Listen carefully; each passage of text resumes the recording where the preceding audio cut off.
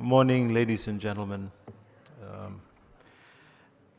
Excellencies, distinguished delegates, ladies and gentlemen, I call this meeting to order.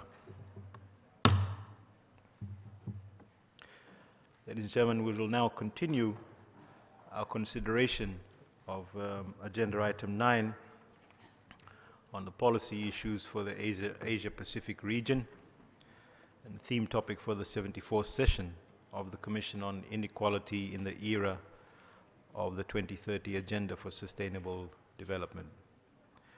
I should like to remind all that this discussion is being webcast live, and welcome to all of those who are connected to us virtually. Excellencies, distinguished delegates, as we did yesterday afternoon, we have the privilege of having some expert speakers to lead off today's session. And our first speaker, ladies and gentlemen, I'd like to invite to the podium Ms. Nino Zambakidze, the head of the Georgian Farmers Association, to deliver her remarks.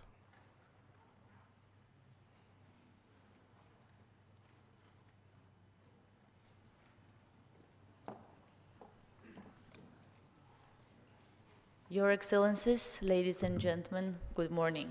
It's a great pleasure for me to present Georgian agriculture at UN ESCAP session. I'm representing Georgian Farmers Association, which is an umbrella association covering whole country and which unites more than 3,800 farmers. In my country, farming is a backbone of sustainable development, but there is no sustainable development without peace. When we talk about inequality of Agenda 2030, Georgia is a very relevant case because it faces a lot of challenges in the transitional period. Let me give you a general overview of Georgian agriculture. Georgia is a small transitional market economy with 3.7 million people, with GDP per capita about $4,000, unemployment rate about 12%.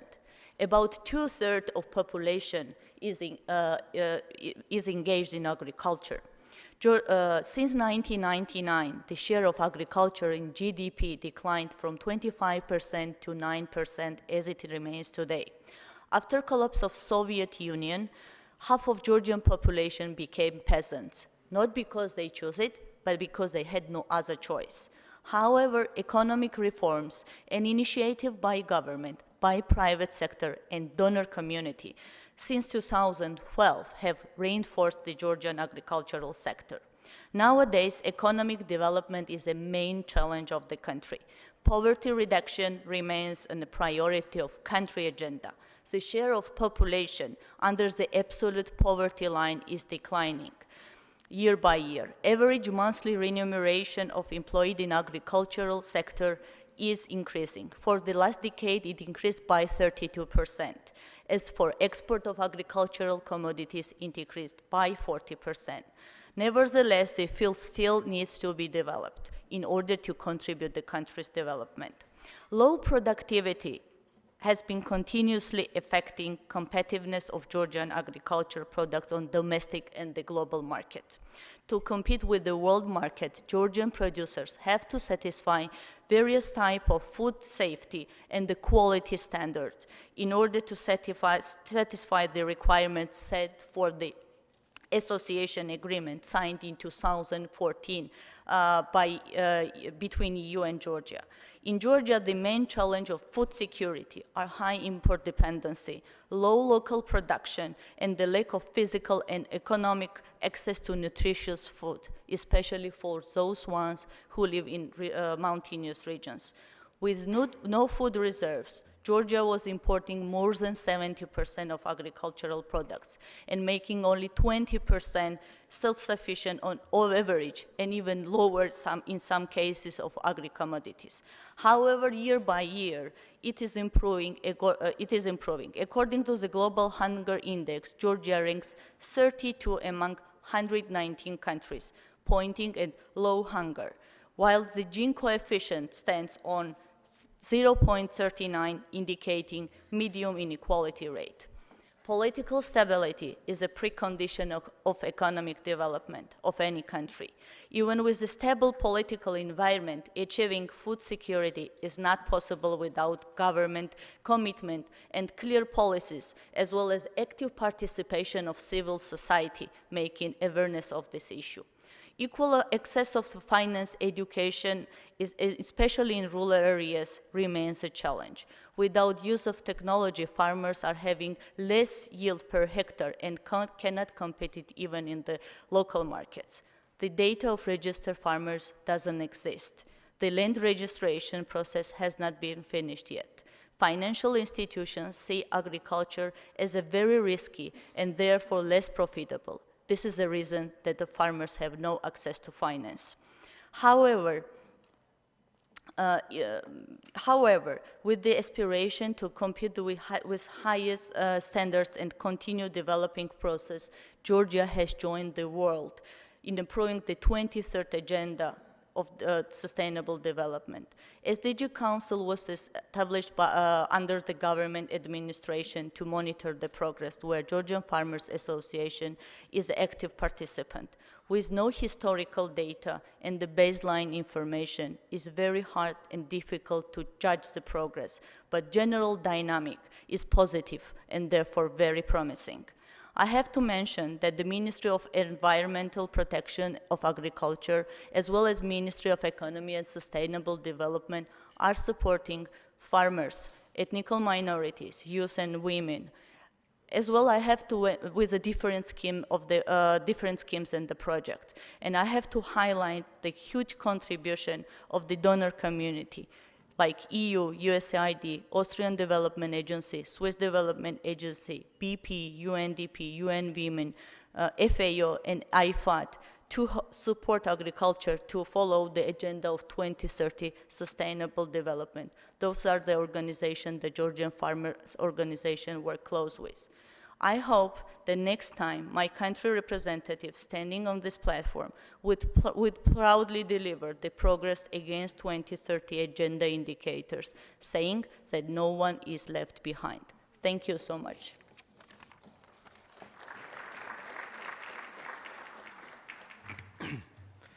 Thank you, Ms. Zambakitse, for your insightful remarks. Ladies and gentlemen, may I now invite to the podium our second speaker, Mr. Alexander Malket, President of Opus Advisory Services International, to deliver his remarks.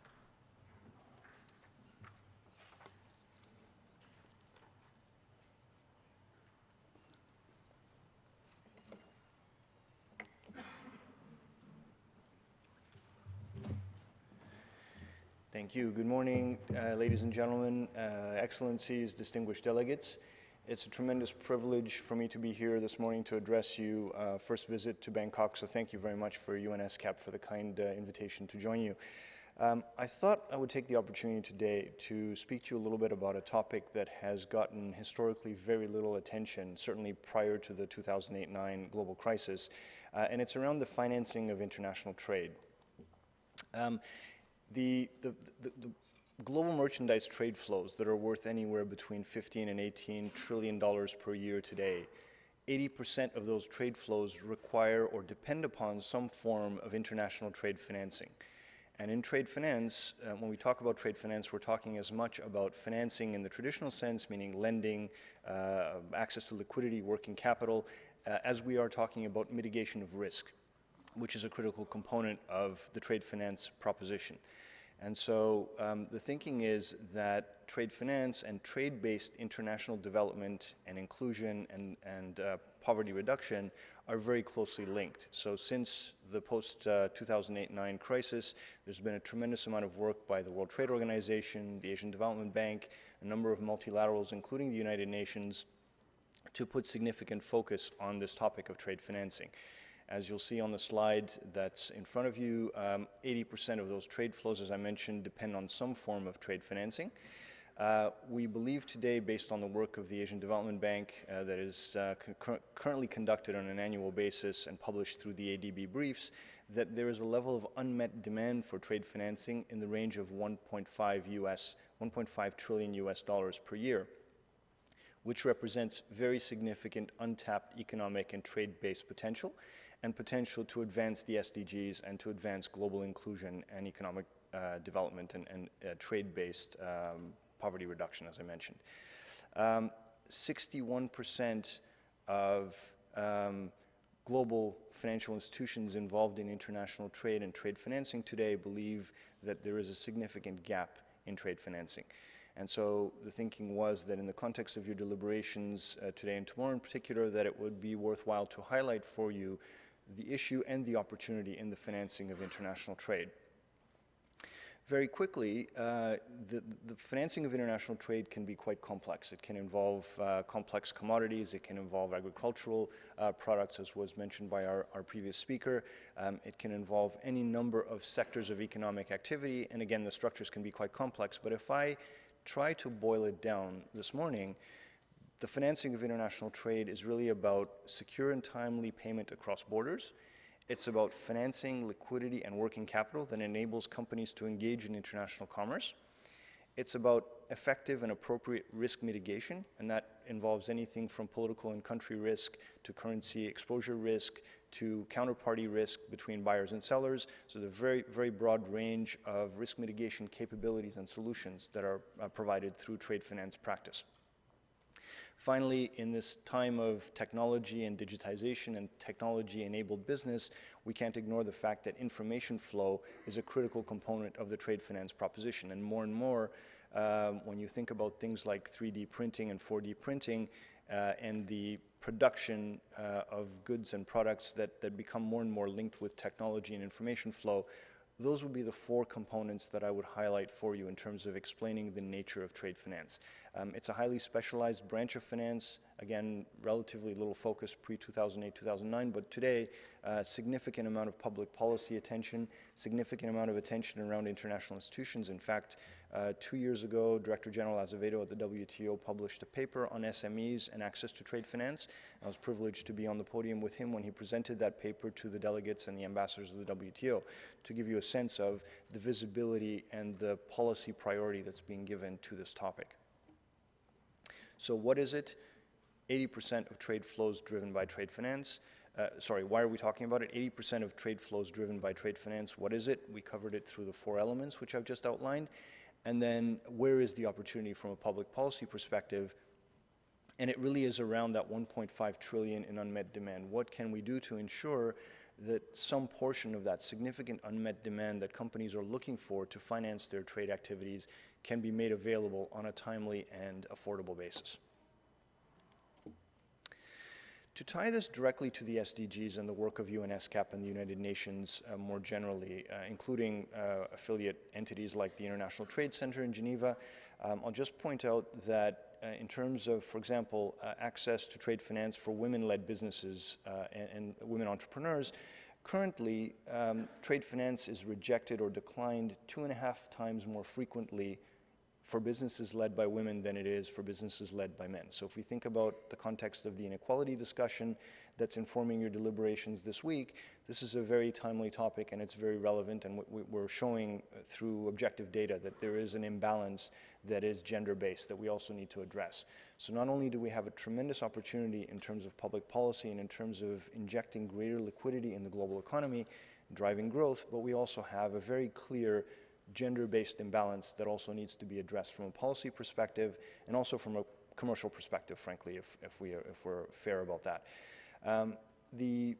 As I mentioned, Director General Azevedo's paper, I can also point out that the last Ministerial MC11 in Buenos Aires late last year, 120 WTO member countries agreed to a declaration, around trade finance and addressing the gender inequality, gender-based inequality gap that relates to this topic. One more point on this slide, ladies and gentlemen, if I may, and that is to highlight for you the level of visibility and the level at which this discussion is evolving. So you'll see that the WTO paper is highlighted on this screen. There was a paper done by the World Economic Forum and a group called the E15 Initiative, which is the World Economic Forum think tank, around supply chain finance and how you could use supply chain finance or trade finance based on supply chain flows to encourage development and inclusion as well. So there are now a number of these. If you run a Google search on trade finance or supply chain finance, you will find countless resources on this topic, which years ago would not have been available. And I can tell you that they are of a very robust academic level quality of research and analysis and conclusion. And there's a significant amount of advocacy that takes place as a result of these publications and papers.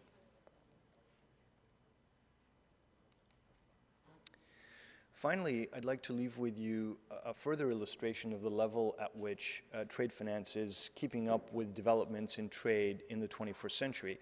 And that's to tie in the discussion of trade financing, development, equality and inclusion together with technology and the evolution of the way trade gets done today and the way it's likely to get done in the coming future. A couple of things on this slide that I'd like to point out, if I may. One is at the bottom left is a presentation that was done by the International Chamber of Commerce Banking Commission to the Interagency Task Force of the United Nations. I'm privileged to serve on the Executive Committee of the Banking Commission, and we were at the UN in New York late last year to speak to the IATF members and to present to them the topic of trade finance and the topic of how to tie the trade finance gap to the SDGs and the meeting of some of the SDG goals. So again, a very, very sort of high-level visibility on this topic. You'll also see that in the context of the annual G20 presidencies, both Turkey and China have given very significant visibility to international trade, as well as through the work of a number of the task forces, trade financing as it relates to international trade. So under the Turkish presidency, there was the creation of the World SME Forum that puts a significant amount of attention on access to finance for SMEs and small businesses, and including micro enterprises.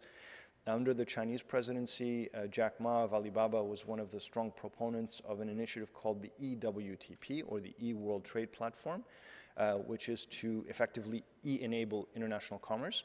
And closely linked to that, of course, is as you're driving trade to take place through these platforms and through these technology-enabled solutions, how do you ensure that there are adequate levels of financing and risk mitigation associated to those new models of international commerce? In practical terms, you'll see a number of very well-known companies, including Alibaba, and there's a graphic on the slide in front of you there that actually specifically has Alibaba proposing a trade finance proposition for the companies that do business on their platform. Similarly, PayPal is doing working capital lending and payment solutions to enable cross-border commerce with eBay and with other platform-based solutions. So there are a number of these kinds of technology-based propositions and solutions that are evolving in the market today. In Africa, one of the classics is the M-Pesa solution.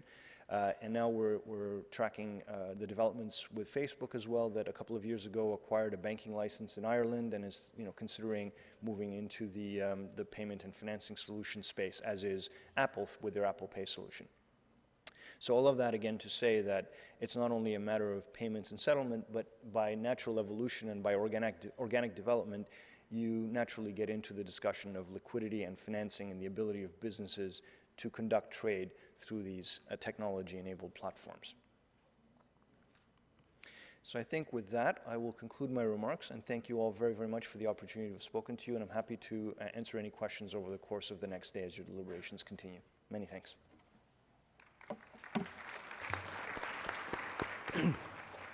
Thank you, Mr. Alexander Maleket, for sharing your valuable perspectives. Excellencies, distinguished delegates, we shall now continue our deliberations under Agenda Item 9 with the country statements. I'd like to urge all speakers to help maintain the discipline of the 5-minute time allocation so that all delegations may have enough time to deliver their statements. I'd like to note that in case delegations have longer statements, they may deliver a summary while the full text can be shared through the Commission website. Excellencies, the first speaker on my list is Her Excellency Mrs. Hilda C. Heine, President of the Marshall Islands. Madam President, you have the floor.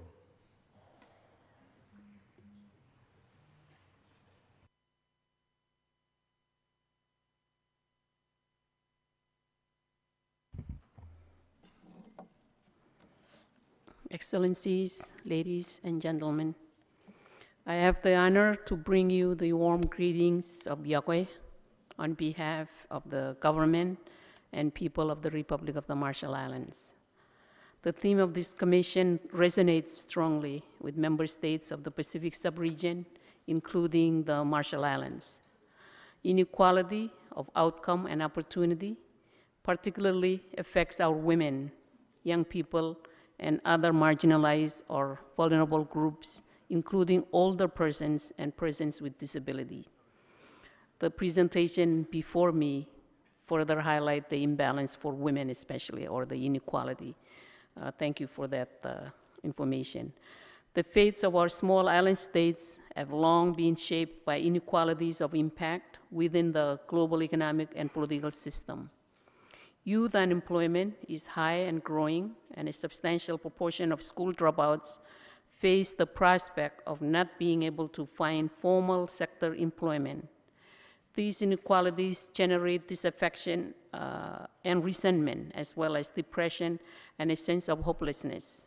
They also have the potential to fuel social unrest and crime, especially in our heavily populated urban centers. Ultimately, the inequality of outcomes and opportunities for our young people can undermine the cohesion and stability of our region. 1 in 7 of the Pacific's population is a person with disability. The numbers are growing, and they represent a community which is highly marginalized with very limited opportunities for education and employment, and nominal access to health services, transport, and independent community life. The situation is particularly serious for women and girls with disabilities who face multiple and intersectional forms of discrimination. Less than 10% of Pacific children with disabilities have access to any form of education. In several countries of the Pacific, there is evidence of a closing gender gap in education. As an educator, this is very gratifying. However, it is of concern that such advances for women in the area of education are not translating into more opportunities for employment and decent work. Instead, women continue to experience higher unemployment rates than men and to be concentrated in poor quality and poorly paid occupations, especially in the region's large informal economies where incomes are low, jobs are precarious, and there is limited or no social protection.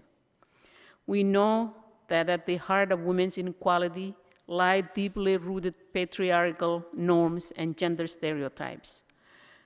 This underpins women's unequal ownership of and access to productive resources, as well as their very poor representation in decision-making and the unpaid and unrecognized work they do in their homes and communities as wives, mothers, and caregivers of the elderly and sick. These traditional roles are expected to become even more burdensome for women as our population ages. The prevalence of disability rises as a consequence of a region-wide epidemic in non-communicable diseases, and climate change impacts affect water, sanitation, food, and income security, and the health of our communities. One of the most concerning expressions of women's inequality is gender-based violence. Disturbingly, we have rates of gender-based violence in the Pacific that rank amongst the highest in the world. This includes sexual, physical, psychological, and economic abuse within the supposed sanctuary of the homes. The fact that 1 in 3 Pacific Island women experience intimate partner violence must be a wake-up call, a call to urgent action and genuine resolve to address this gross violation of women's rights. It not only takes a drastic toll on women's health, their children and families, but undermines the foundation for sustainable development and peace. I am pleased to report that we have made some tangible progress at the policy level and through the adoption of legislative measures to reduce gender and disability inequalities in the Marshall Islands.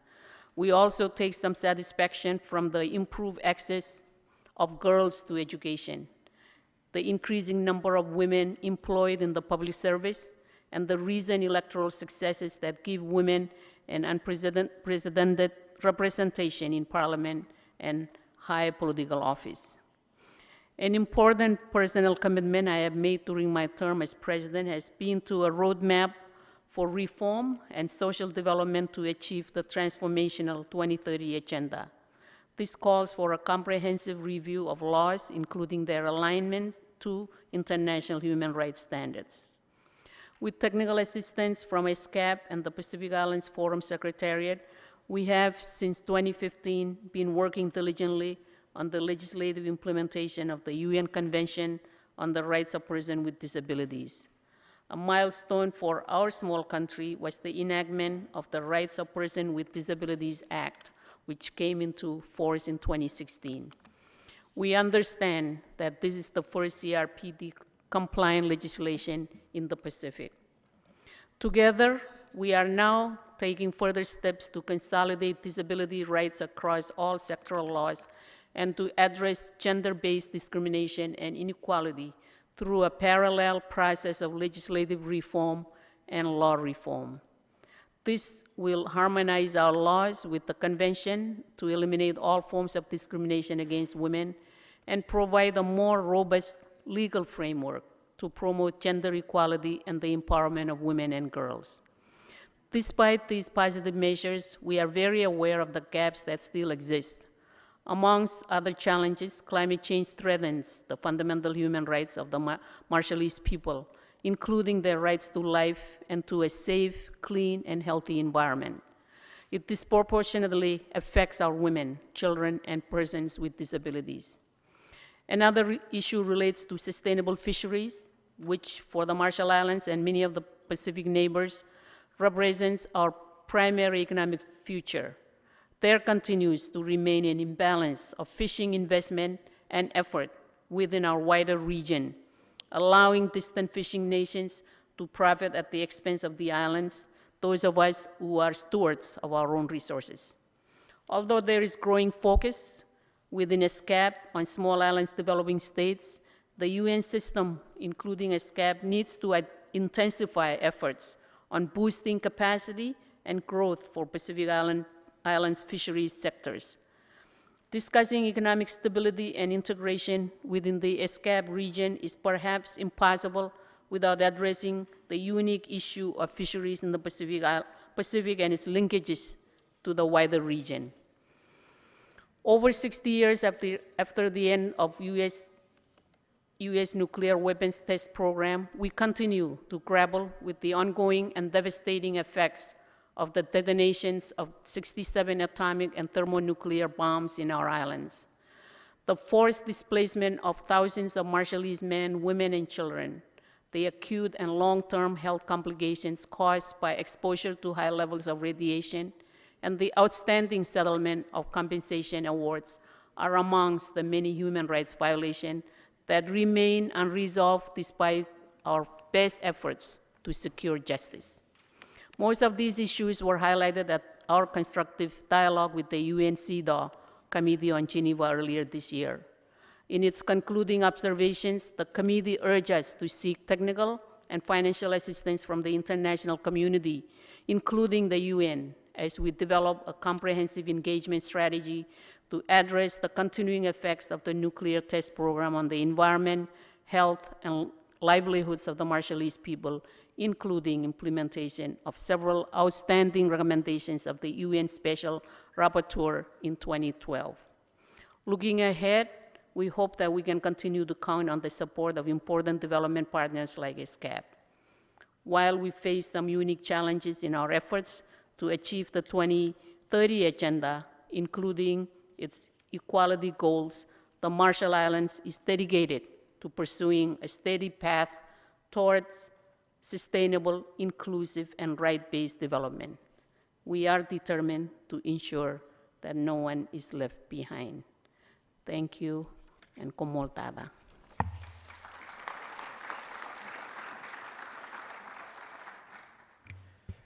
Thank you, Excellency, for your statement. Next speaker on my list is Excellency Honorable Pwasi Matayelete, Minister for Meteorology, Energy, Information, Disaster Management, Environment, Climate Change and Communications from Tonga. You have the floor, sir.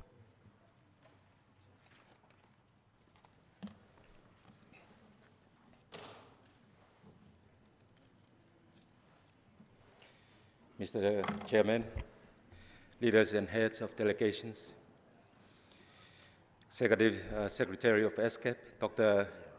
Shamshad Akhtar, distinguished participants, ladies and gentlemen. I bring greetings to you all from the government and the people of the Kingdom of Tonga. Chairman, please allow me and my delegation to congratulate Her Excellency Hilda Heine on her appointment, and with her trusted leadership, we will be able to steer our meetings to a successful conclusions. I am also delighted to have a leader from the Pacific Islands where we share the same and unique challenges of implementing the ambitious targets of the Sustainable Development Goals. Let me thank the people of Thailand and the city of Bangkok for their kind host and hospitality extended to my delegation since we arrived.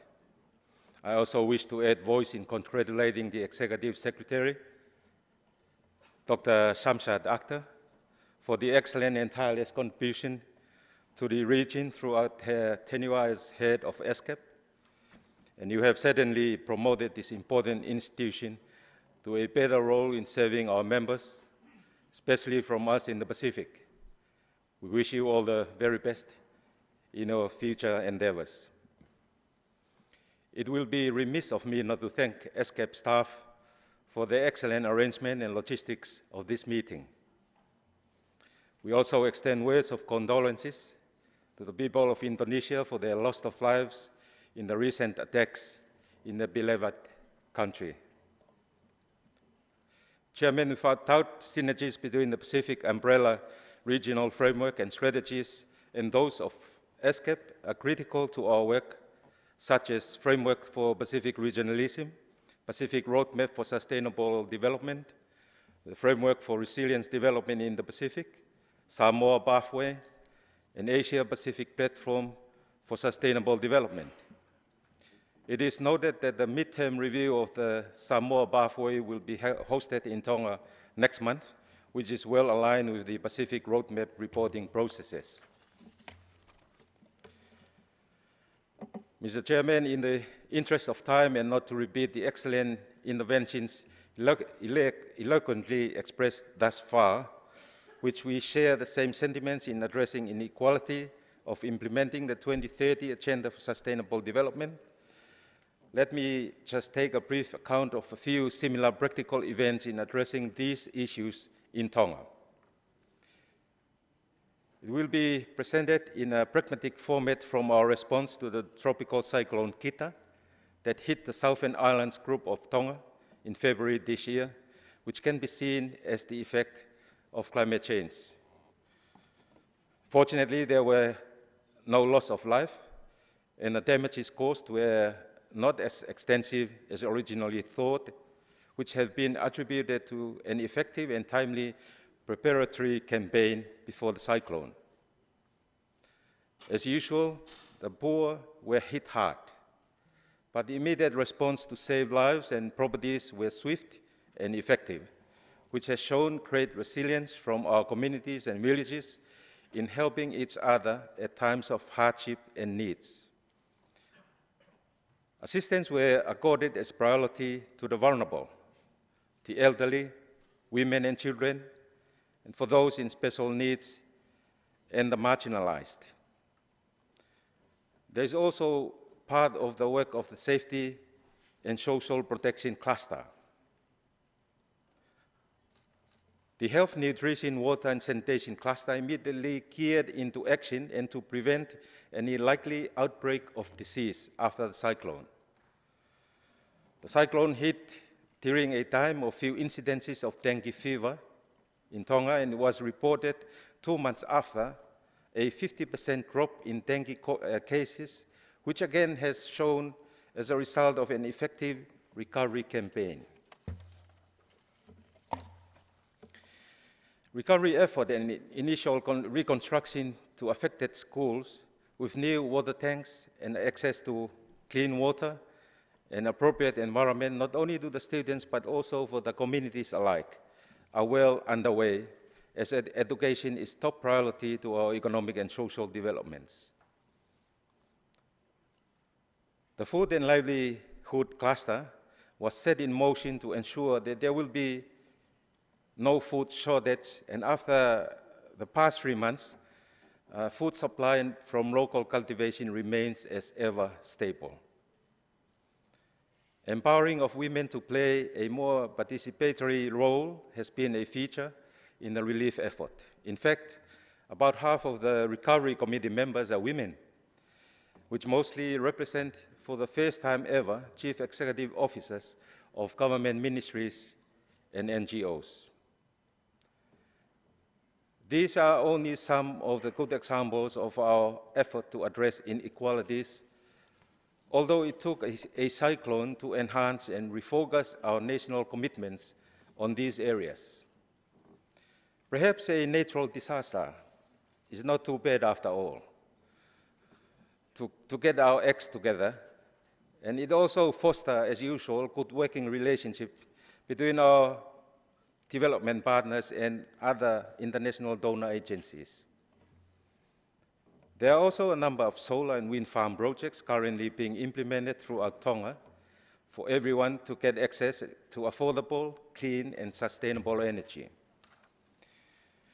We have recently launched last month a marine bioregion report for Tonga, providing analysis of living organisms and marine species by regions within our EEC.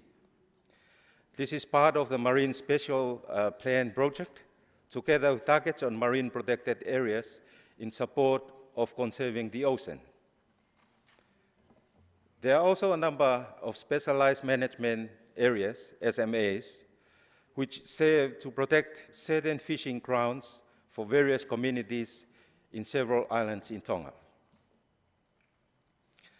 Submarine fiber optic cable systems have also been recently commissioned in the outer islands to boost connectivity at a faster, bigger capacity, and most importantly, more affordable communication services accessible to all Tongans, including the marginalized.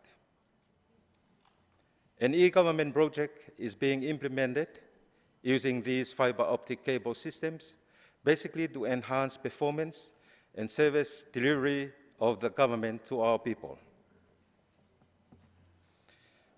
I do agree that we, as policymakers, must genuinely care, and we must address inequality in all its forms urgently. Tropical Cyclone Kita increases the intensity and degree of inequality in my country, as poor and most vulnerable people suffer most. But we have got to be resilient to the adverse impacts of such externalities and eagerly and genuinely help each other to address these inequalities. And together, I believe we can win and make our region a better place on earth. Thank you. Malo Obito.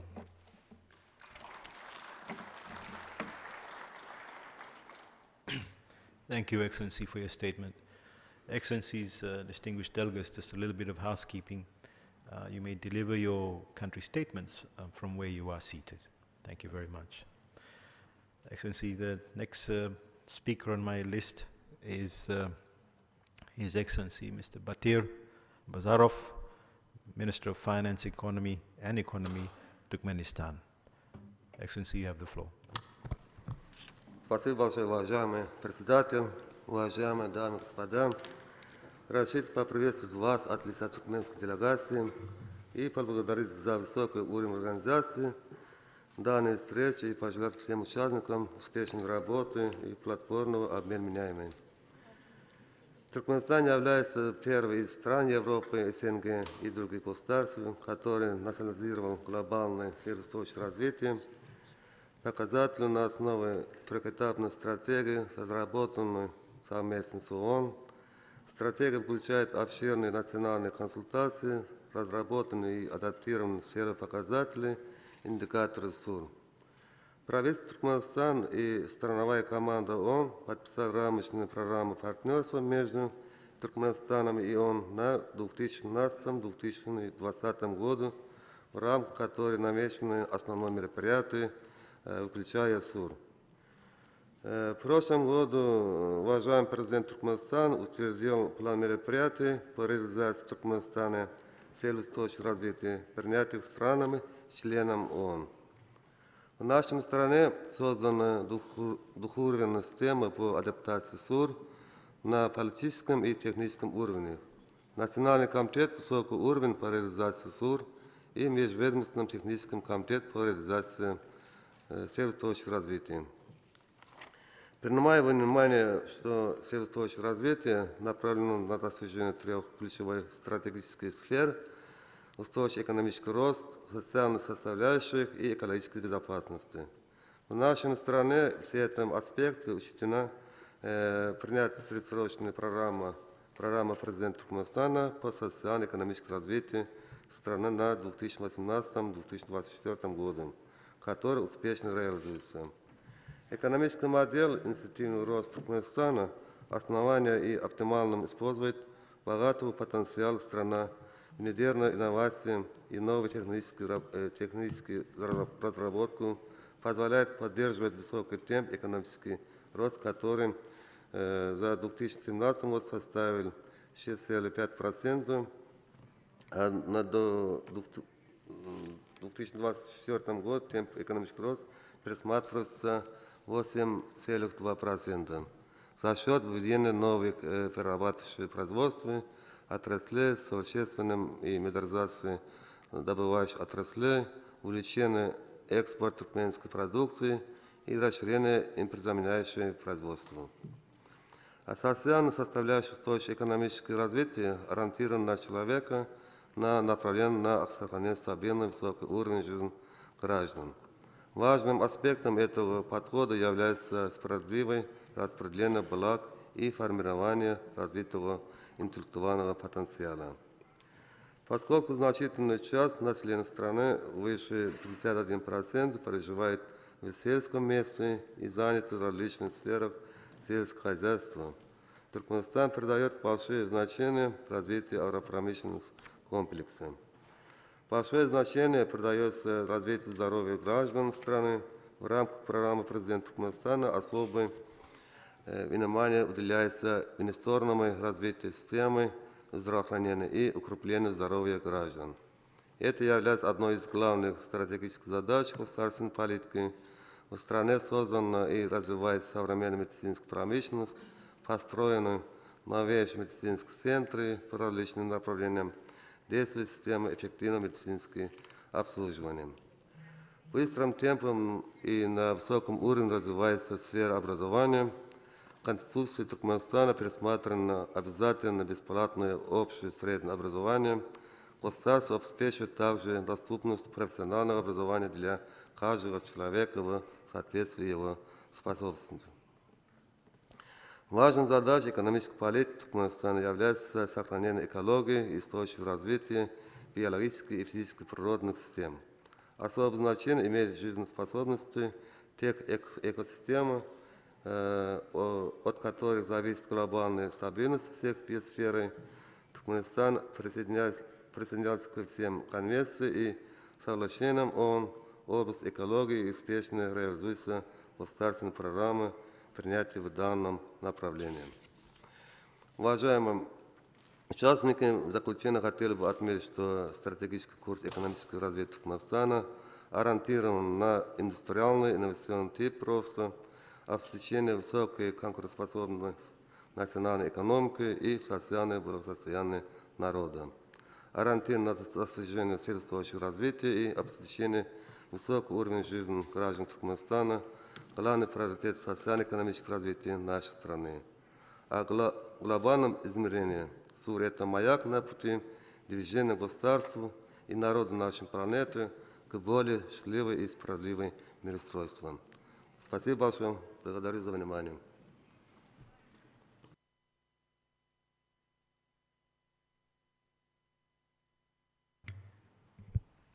Thank you, Excellency. Excellencies, just a little bit more housekeeping. Some of you may be in possession of the list of speakers. There may be a slight change in the list as we have some late arrivals. So please be advised that you may get called earlier. Excellencies, the next speaker on my list is His Excellency Mr. Yoon Kang-hyun, the Deputy Minister of Foreign Affairs, Republic of Korea. You have the floor, sir. Thank you, Chair. I have truncated my original text to maintain discipline as requested by the Chair. During our ambitious ventures toward the 2030 Agenda for Sustainable Development, the world has come across multifaceted complications. Amongst any others, the issue of growing inequality has been the top challenge we need to cope with. Inequality is noticeable in the Asia-Pacific region, as demonstrated by the indexes in the recent ESCAP data. Any system which generates prosperity only for a part of the community, while the rest still suffers, cannot and should not be sustainable. This will also be true at a regional and international level among countries.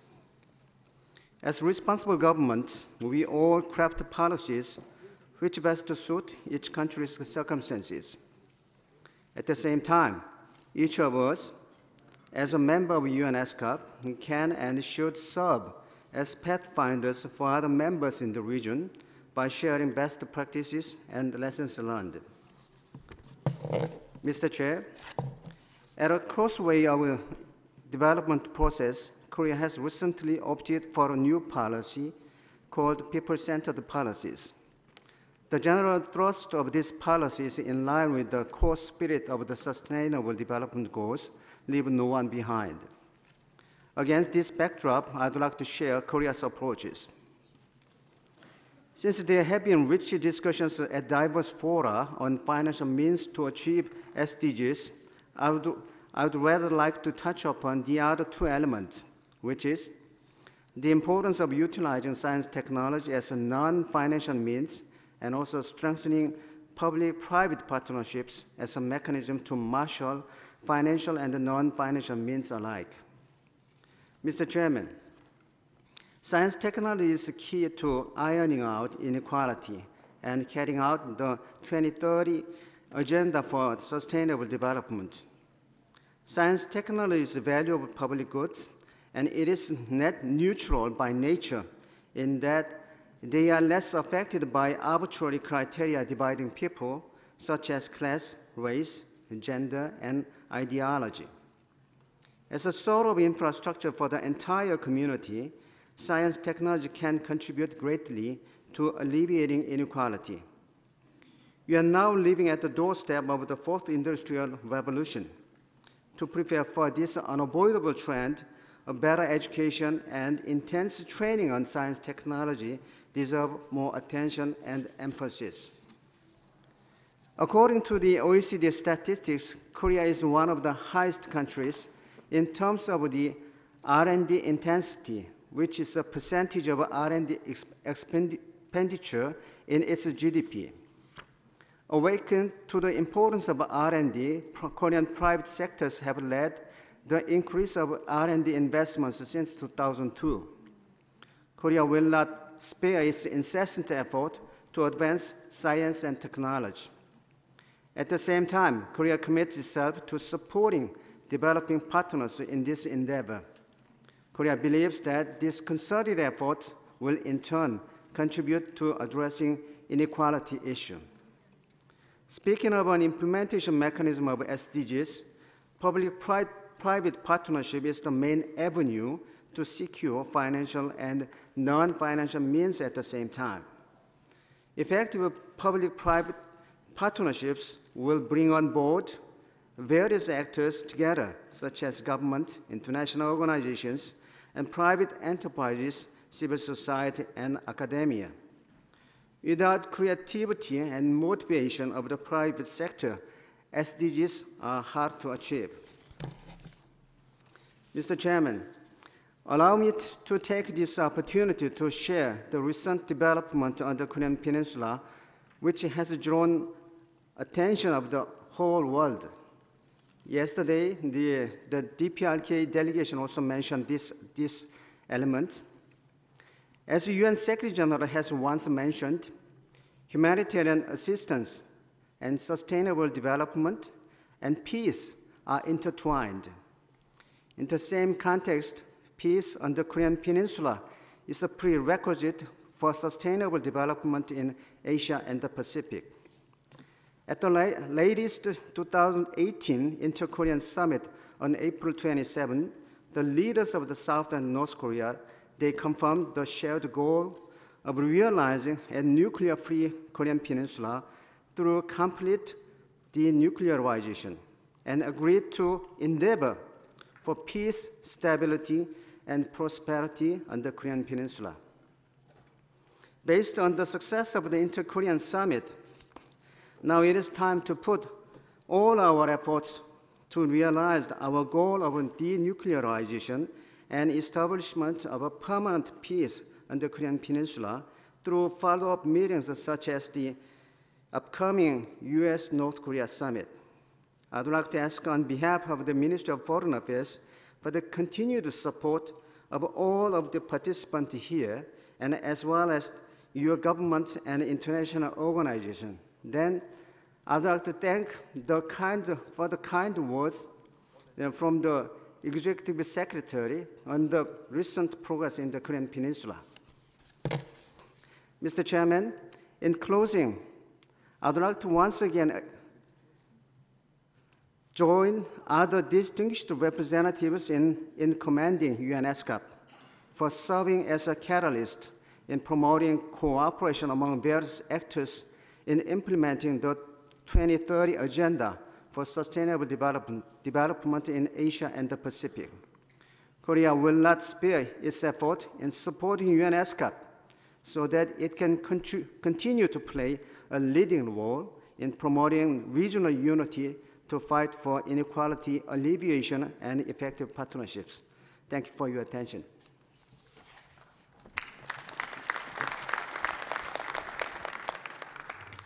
Thank you, Excellency, for your statement. Excellencies, I now invite His Excellency Mr. Zhang, Assistant Minister of Foreign Affairs, China. You have the floor, sir. 主席先生、执秘女士、女士们、先生们，首先我代表中国政府祝贺联合国亚太经社会第74届年会召开，感谢泰国政府和亚太经社会秘书处为会议所做的周到安排。本次会议聚焦2030年可持续发展议程背景下的不平等问题，具有重要意义。当前全球经济形势总体向好，主要经济体实现同步增长，同时发展失衡、公平赤字问题突出，逆全球化现象暗流涌动，保护主义抬头，落实2030议程任重道远。亚太经济潜力巨大，发展势头向好，但也面临新旧动能转换艰难、区域合作碎片化加剧等挑战。作为联合国最重要的区域经济社会发展机构，亚太经社会以落实2030议程为己任，深入推进区域经济一体化、互联互通、经济社会发展能力建设等领域的合作，为亚太发展和繁荣做出了重要贡献。百尺竿头更进一步，面对新形势、新挑战，亚太经社会应不忘初心，再出发，为亚太和全球发展创造新的机遇，做出新的贡献。我谈几点意见：第一，坚持创新驱动，打造强劲发展动力。新科技革命背景下，经济增长的关键在于提高全要素生产率，释放新的增长动能。习近平主席多次强调，要把创新作为引领发展的第一动力。亚太经社会应充分发挥其作为政策平台和智库的优势，牢牢把握新一轮科技和产业革命的大趋势，推动各成员坚持创新发展，加快产业转型升级，为经济发展源源不断注入新动力。这也是应对不平等问题的最根本的保证。第二呢，坚持开放发展，推动亚太一体化建设。开放是亚太经济的活力来源，只是减贫和可持续发展的重要途径。亚太经社会坚持促进开放发展，发表关于促进亚太区域经济合作的曼谷宣言，缔结亚太跨境无纸贸易便利化框架协定，这大大加快了亚太一体化建设的步伐。那么，历史一再的证明，单边主义、保护主义既伤害别人，也保护不了自己。对于国际贸易中存在的分歧和争端，要以规则为基础，通过协商妥善解决，谋求互利共赢。我们要坚定不移地支持多边贸易体制，旗帜鲜明地反对保护主义，进一步提升区域经济一体化水平，推动经济全球化向更加开放、包容、普惠、平衡、共赢的方向发展。我们要加强宏观经济政策协调，促进正向联动，减少负面外溢效应。第三呢，坚持互联互通，构建联动发展格局。亚太经社会的长期优先合作领域，互联互通是亚太经社会长期的优先合作领域。我们缔结了泛亚铁路、亚洲高速公路网、亚太陆港3项政府间协定，通过了多项互联互通决议，并在联合国机构中率先通过“一带一路”决议。我们要落实好这些文件，深化亚太经社会同“一带一路”的协调对接，实施交通、通讯、能源、贸易、金融和互联网等重点领域项目合作，构建全面高效的互联互通网络，打造区域联动发展新的格局。第四，要坚持共建共享，促进包容和可持续发展。2030议程是全球发展的蓝图，对帮助各国，特别是发展中国家实现发展、缩小发展鸿沟、解决不平等问题具有重要意义。亚太经社会在联合国机构中率先制定了落实2030议程的行动路线图。我们应以路线图为指引，聚焦发展这一根本任务，帮助发展中成员增强发展能力，消除贫困和不平等现象，共同营造人人免于匮乏、获得发展、享有尊严的光明前景。我们对在亚太地区实现这一目标充满信心。各位同事，中国高度重视亚太经社会的作用。在阿赫塔尔执行秘书的领导下，亚太经社会在维护多边主义、促进亚太区域经济一体化和互联互通、落实2030议程方面取得显著的成就。中方呢表示高度的赞赏。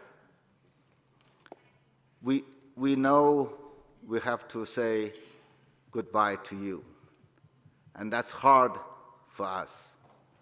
But we do wish you all the best in your new post, and You may count on us. You may count on our full support in the coming days.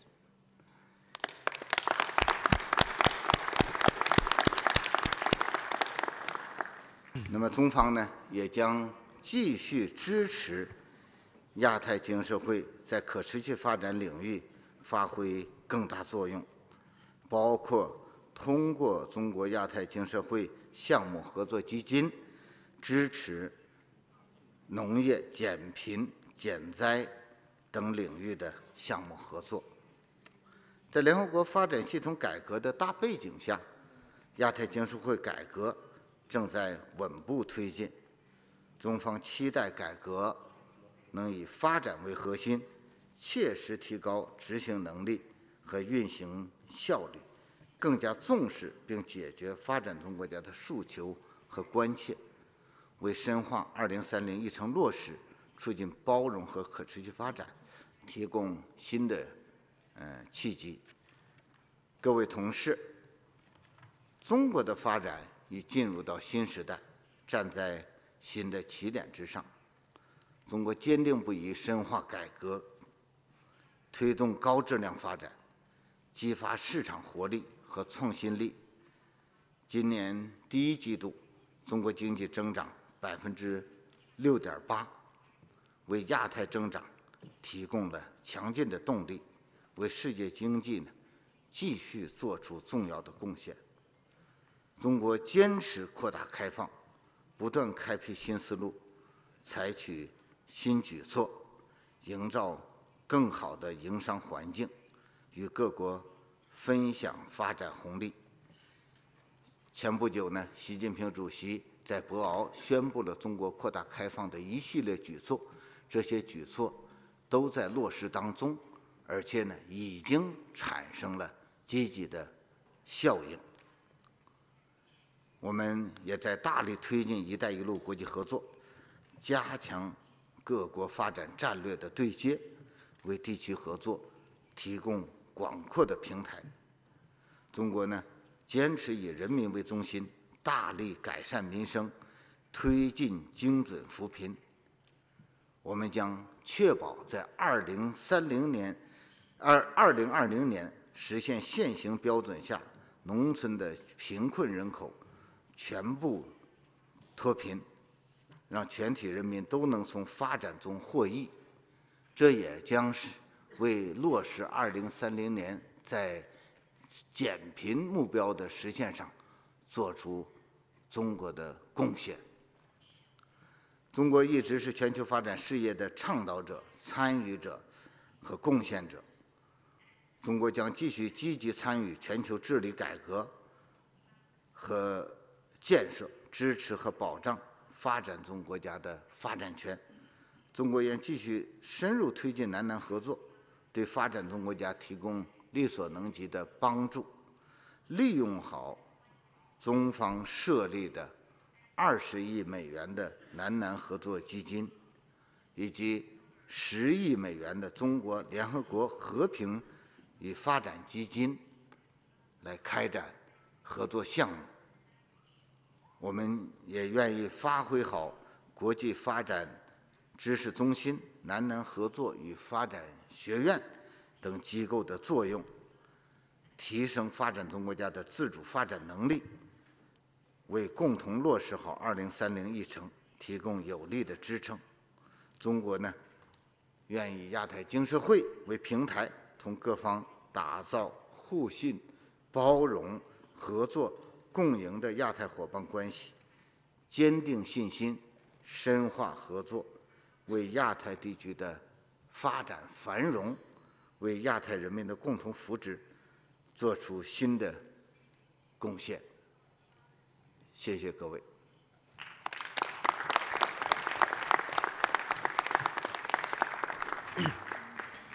Thank you, Your Excellency, for your statement.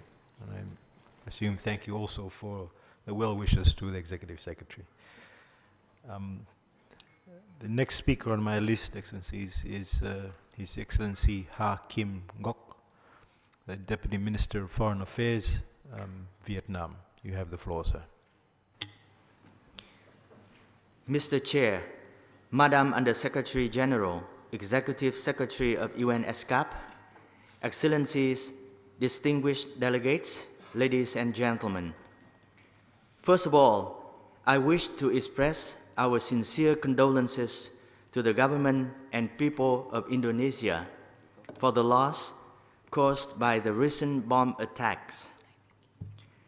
On behalf of the Vietnamese delegation, I would like to congratulate Ms. Hilda Henne on your election as the chair of our session and express our sincere thanks to the UN ESCAP Secretariat, the host country of Thailand, for the excellent arrangements for this 74th UN ESCAP session.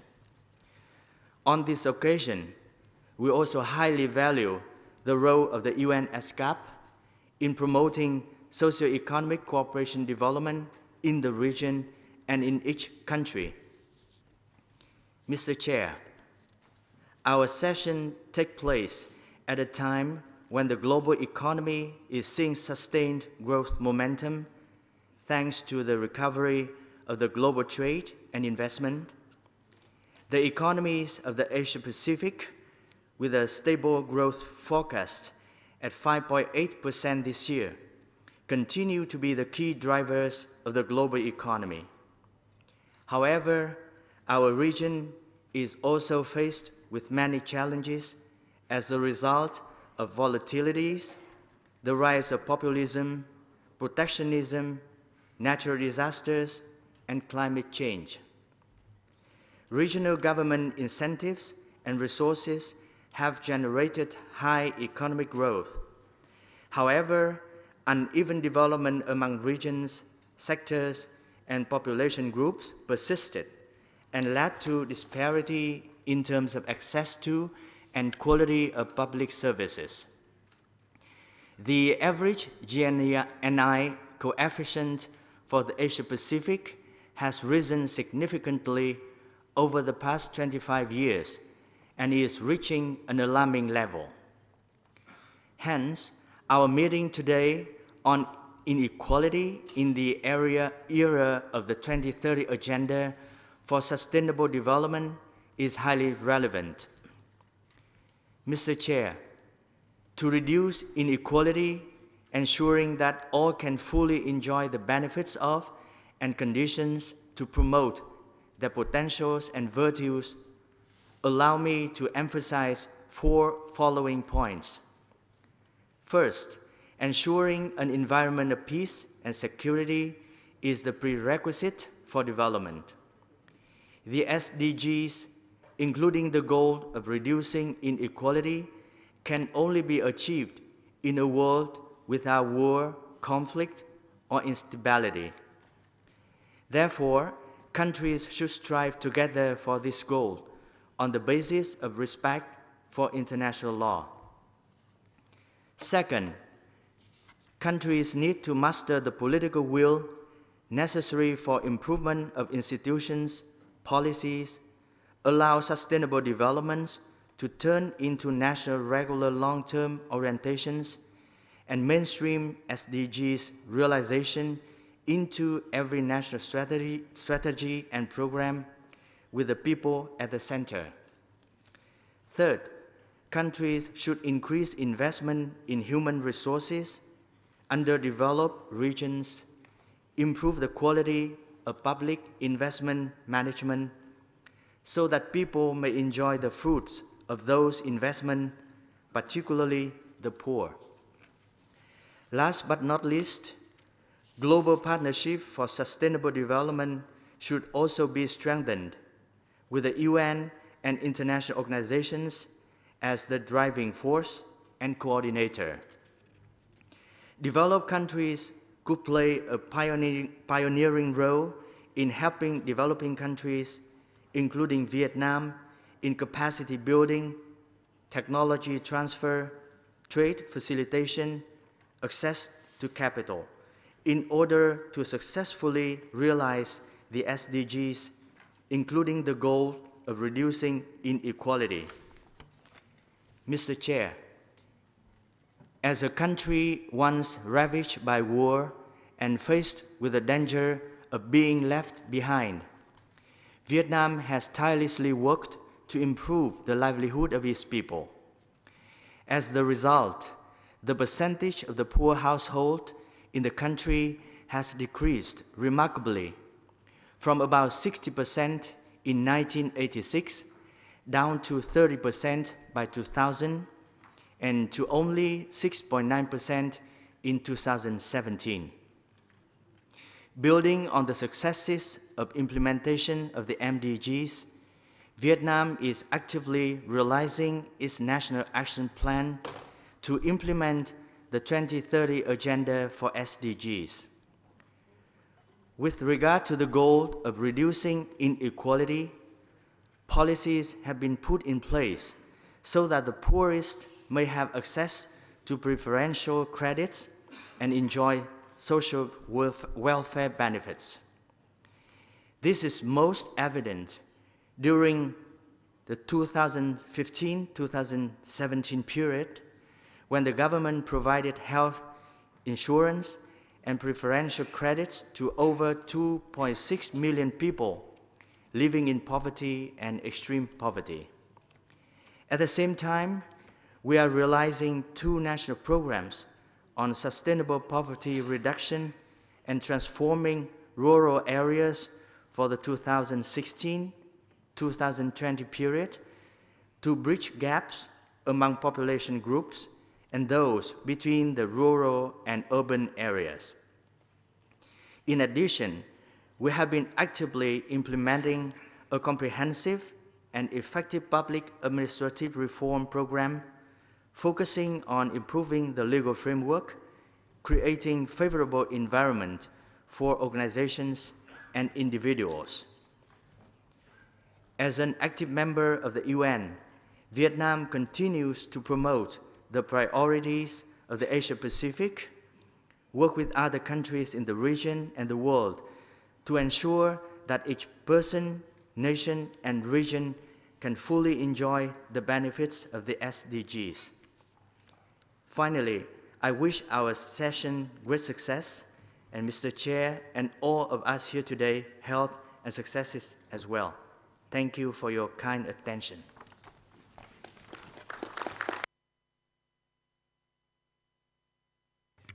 Thank you, Excellency, for your statement. The next speaker on my list is Mr. Eddie Sotria, Assistant Deputy Minister for ICT and Utilities and Coordinating Ministry for Economic Affairs, Indonesia. So you have the floor. Thank you, Mr. Chairman. Ministers, Excellencies, distinguished delegates, ladies and gentlemen. At the outset, allow me to thank all respective delegations for their sentiment of condolences, support, solidarity extended to the people of the government of Indonesia on the recent terrorist attack in Surabaya. It is a wake-up call for us that we all have to step up our collaboration in combating this inhuman crime and to prevent future attacks from the reoccurring anywhere in the world. I would also like to thank the Executive Secretary and Secretariat for their utmost endeavor in organizing this 74th Commission session of ESCAP, since this is also a farewell session for Dr. Shamsad Akhtar. My delegation wishes her the very best on her future endeavors. Distinguished delegates, the theme topic of ESCAP 74th Commission session, Inequality in the Era of 2030 Agendas for Sustainable Development, is indeed very pertinent, as the President of the 72nd session of the UN General Assembly underlined yesterday that inequality is indeed still the fact of our life. Despite of specific goals in reducing inequality clearly indicates the 2030 Agendas for Sustainable Development, it is a cross-cutting issue that requires close coordination with various other goals of the SDGs. For Indonesia, inequality is one of the biggest threats to social stability and stronger economic growth. Just narrowing the gap in a challenging era of the digital economy is one of the top priorities for Indonesian government under the leadership of the President Joko Widodo. Distinguished delegates, since the beginning of his term, President Jokowi, through its 9 priority or Nawacita, clearly indicates that the commitment of the state to be present in all walks of life of each and every Indonesian. This is very much in line with the spirit of the 2030 Agenda for Sustainable Development, to leave no one behind. It is therefore, since the 2030 Agenda was adopted, the government of Indonesia has integrated the 17 goals into Indonesia's national and medium-term development plans. The spirit of inclusiveness has been promoted in the implementation of the SDGs, involving all relevant stakeholders to ensure the sense of ownership and partnership. This action is also reflected by Indonesian commitment in submitting its voluntary national review reports in 2017. The 2017 VNR report's 7th goal, which includes poverty, hunger, health, gender, industry, innovation and infrastructure, life below water, and partnership to achieve goals. The process to produce the report has applied an inclusive, participatory, and transparency principle by involving all stakeholders. In this context, Indonesia has mapped out and analyzed the correlation among 7 goals reported to the 2017 PNR based on their impact to poverty eradication and welfare improvement.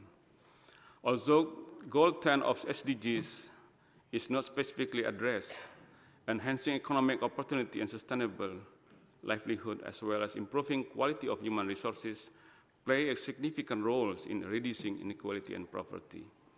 Indonesia believes that while we address the pertinent issues of poverty eradication and welfare improvement, the issue of reducing inequality is also tackled at the same time. Distinguished delegates, on practical terms, let me share with you some government policies in reducing inequality in Indonesia.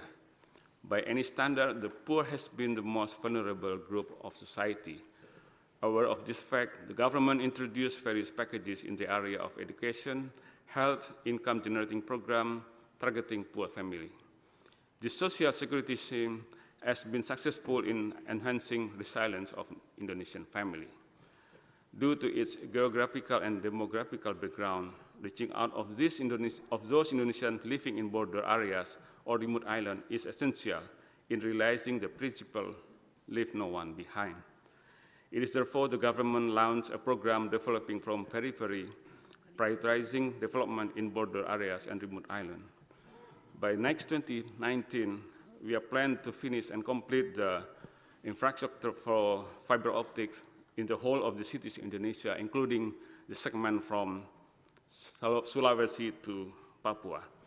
Another example is empowering villages in all corners of Indonesia, including through budget allocation and capacity building programs. Distinguished delegates, there are many aspects of inequality due to the gap of income, inequality between sectors, among and between sectors, also discrepancies between the lowest and the highest income groups. Despite different arguments of analyzing and addressing inequality, we are all in the agreement that it is a threat to social stability and economic development. In this context, measures in reducing inequality should be part of grand economy and social policy framework. Therefore, we offer 5 points as food for thought. Firstly, government has to take lead through clear policy and program with proper budget allocation. This has to be conducted consistently and continuously. Secondly, we need collection, action, and engagement.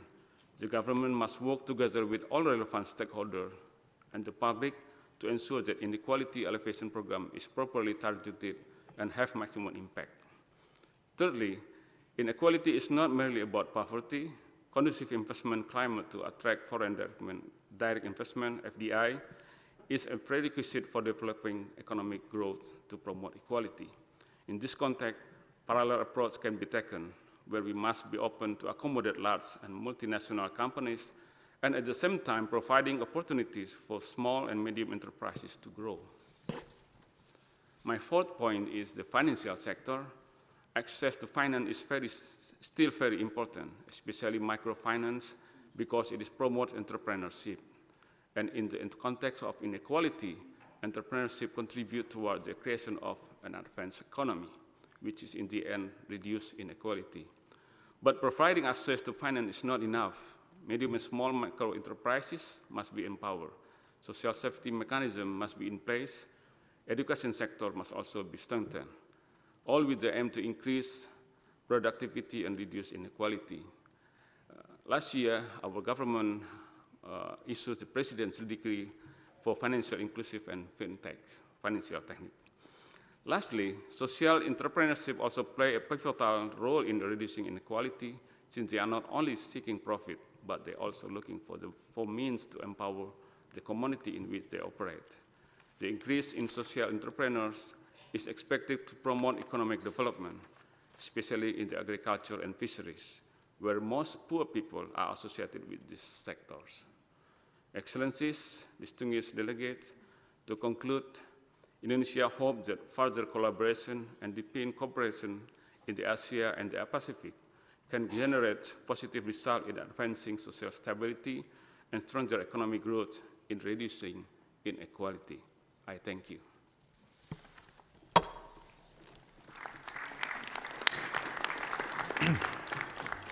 Thank you, Assistant Deputy Minister, for your statement. The next speaker on my list is Excellency Mrs. Chua Siu San, Ambassador Singapore. Madam, you have the floor. Mr. Chairman, Excellencies, distinguished delegates, the Singapore delegation expresses our appreciation to the United Nations ESCAP for organizing the 74th Commission session. I would also like to express our condolences to the government and people of Indonesia, and especially to the families of the victims of the attacks in Surabaya. Mr. Chairman, inequality is a challenge for developed and developing economies alike. It is an age-old problem, now aggravated by the effects of globalization and technological disruption. Singapore has always made it a priority to ensure that every one of our citizens benefits from our economic progress and no one is left behind. The effects of inequality and the more fundamental problem of a lack of social mobility can lead to serious consequences, not only in our national context, but also on a global level. Singapore is therefore committed to achieving the 2030 Agenda for Sustainable Development and Sustainable Development Goal 10. Today, I would like to share 3 aspects of the Singapore government's approach to deal with this challenge. First, our economic and social strategies enable Singaporeans to move up in life through their efforts with focused support. We have developed a diversified economy to sustain broad-based growth and provide good jobs for Singaporeans. We have also developed the capabilities of our workforce through our education system and reinforced them through skills development and employment facilitation programs. We have made major investments to give every child a good start in life through access to quality preschools. Beyond the school system, we have invested heavily in skills training and retraining. There is an initiative called Skills Future to help all Singaporeans, regardless of their age, develop and deepen their skills. The government expects to spend over 1 billion Singapore dollars a year from 2015 to 2020 on continuing education and training. Our employment support programs help people adapt and grow their careers. Career centers and the National Online Jobs Bank help job seekers get back into the workforce. Second, we have a robust social security system with additional support for those with less. Singapore's social security policies comprise the 4 pillars of home ownership, healthcare assurance, retirement adequacy through the Central Provident Fund, or CPF system, and tax finance transfers to mitigate inequalities. We have strengthened our social security system through the CPF system over the decades. We introduced CPF Life, a national annuity scheme, and MediShield Life, a compulsory national health insurance scheme. To benefit the lower and middle income groups, we provided housing grants, enhanced premium subsidies for MediShield Life, and subsidized services at public healthcare institutions. Transfers have been increased to mitigate the effects of inequality for low-income workers and seniors who were low-income earners. Third, we believe that government assistance must inspire personal responsibility and build resilience, and there must also be active support from families and the community. For instance, ComCare provides financial assistance to low-income individuals and families who cannot meet their basic needs, while the Kids Start Early Intervention Program gives children from low-income families early access to health, learning, and development support. These initiatives are complemented by an extensive community network of grassroots organizations, voluntary welfare organizations, and self-help groups. Moving forward, we will further strengthen the delivery, planning, and coordination of social assistance and services for lower-income households. Our system aims to foster a social ethic of personal and community responsibility, and we believe that it is a sustainable approach for social mobility. Mr. Chairman, Excellencies, I thank you for the opportunity to share our experience. Singapore will continue to seek opportunities with ESCAP and its member countries to build a sustainable future for us all. Thank you.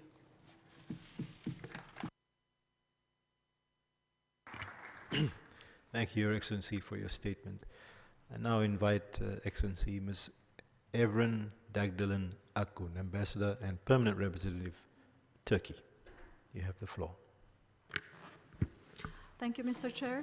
And at the outset, allow me to congratulate you on your assumption of chairmanship of the session, and actually also extend my thanks to Madam Executive Secretary and the ESCAP Secretariat for organizing this important meeting, as well as our host country, the Kingdom of Thailand. Excellencies, distinguished participants, ladies and gentlemen, the 2030 Agenda for Sustainable Development is an ambitious framework that urges all stakeholders to take robust action for the noble goal of leaving no one behind. It provides a unique opportunity to integrate the concepts, goals, and targets of sustainable development into national policy frameworks and actions. Turkey's national development model is human-centered and, like SDGs, focuses on economic growth, social inclusion, and environmental protection. We have made significant progress in achieving MDGs between 2000 and 2015, particularly on reducing poverty, increasing the quality of education, addressing inequalities, reducing maternal and infant mortality rates, increasing environmental sustainability and access to basic services. Turkey has been one of the 22 countries that presented voluntary national review during the first high-level political forum in 2016. In 2017, the Turkish government conducted a comprehensive stock-taking project in consultation with the relevant stakeholders in order to identify the current state of affairs with regard to the implementation of the SDGs in Turkey. This analysis provided a unique opportunity to integrate and mainstream SDGs for our main national policy documents. Turkey believes that the SDGs cannot be achieved without strengthened global partnership for mobilizing the means of implementation. Official development assistance has a critical role in achieving SDGs, especially in the least developed countries. Preliminary data for 2017 suggests that Turkey's ODA has reached $8.2 billion, amounting to 0.95% of ODA GNI ratio, doubling since 2015. Thus, Turkey exceeded the 0.7% ODA GNI target determined by the United Nations since 2016. We also continue to expand the geographical scope of our development cooperation beyond the Balkans, the Caucasus, Central Asia, to countries in the Middle East, Africa, Asia, Latin America, Caribbean, and the Pacific. Efforts to achieve SDGs will require a massive amount of financial resources. It's essential to diversify financial instruments and direct them towards sustainable development priorities. Therefore, Turkey, together with UNDP, pioneered to emphasize the role of private sector to achieve SDGs through the establishment of Istanbul International Center for Private Sector and Development back in 2013.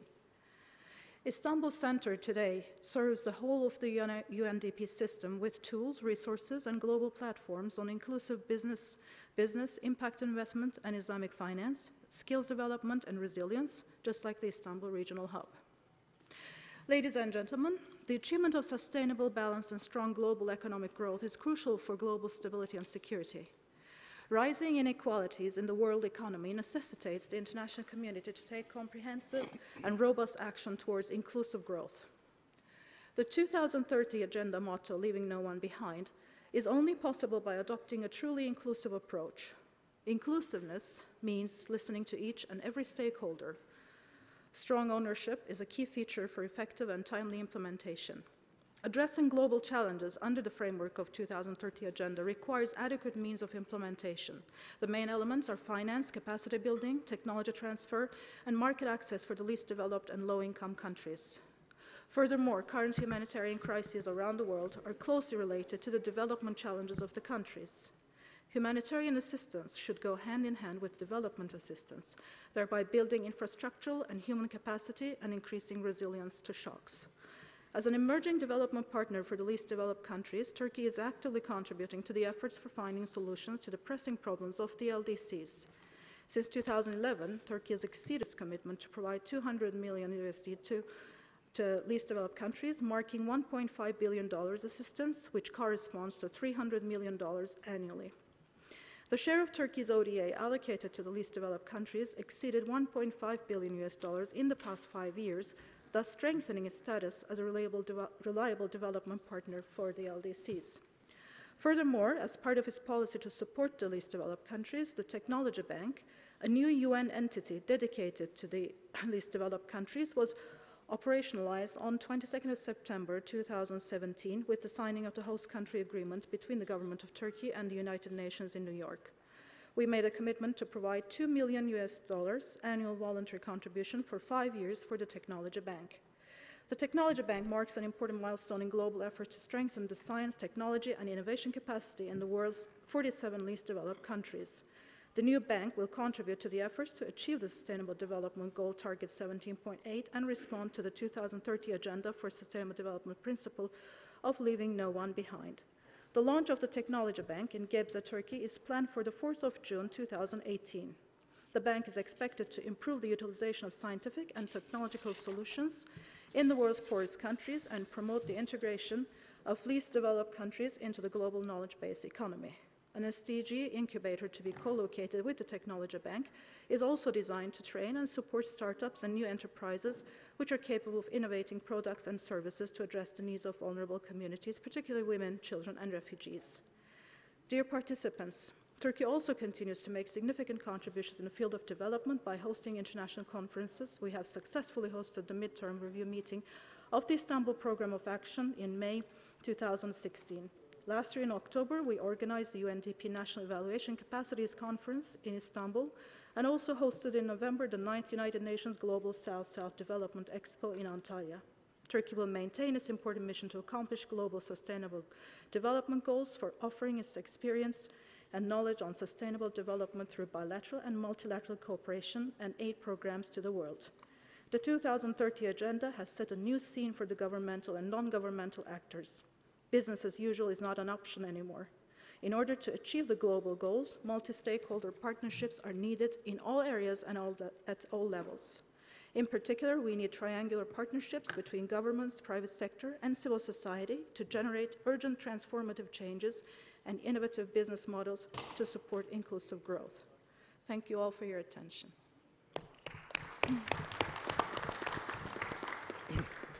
Thank you, Excellency, for your statement. I now invite His Excellency Mr. Tomur Khuleg Tuxpil Gun, Ambassador and Permanent Representative from Mongolia. Thank you, Mr. Chair. Distinguished delegates, ladies and gentlemen,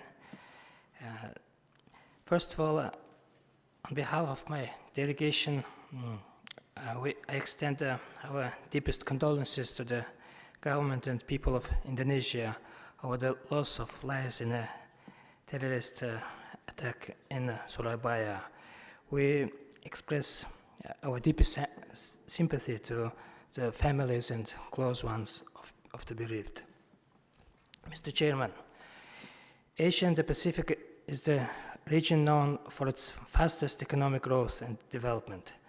However, the experience of our region over the past years reveals the fact that rapid economic development and dynamism are also accompanied by a rising disparity of wealth, concentration of incomes among the top deciles of the population, and this gap is further widening.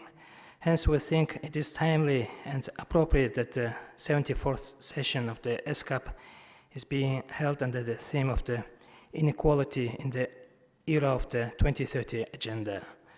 We find the 8th policy agenda, including strengthening social protection, prioritizing education, addressing digital divide, and ICT infrastructure, increasing effectiveness of fiscal policies, deepening regional cooperation, and others identified in the report Inequality in Asia and the Pacific as the most relevant measures for shaping a more inclusive, prosperous, and sustainable future for all.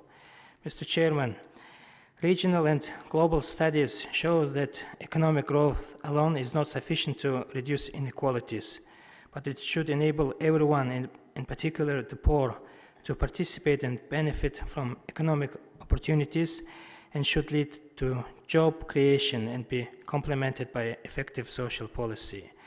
Mongolia, for one, is endeavoring to implement such a policy.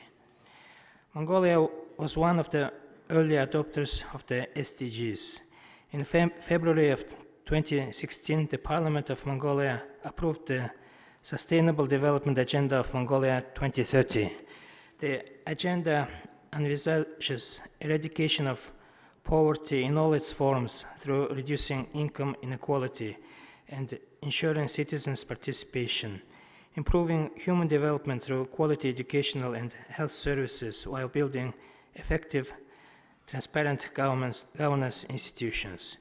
In addition, the government of Mongolia has mainstreamed its goals into the Government Action Plan for 2016 to 2020 and other relevant programs.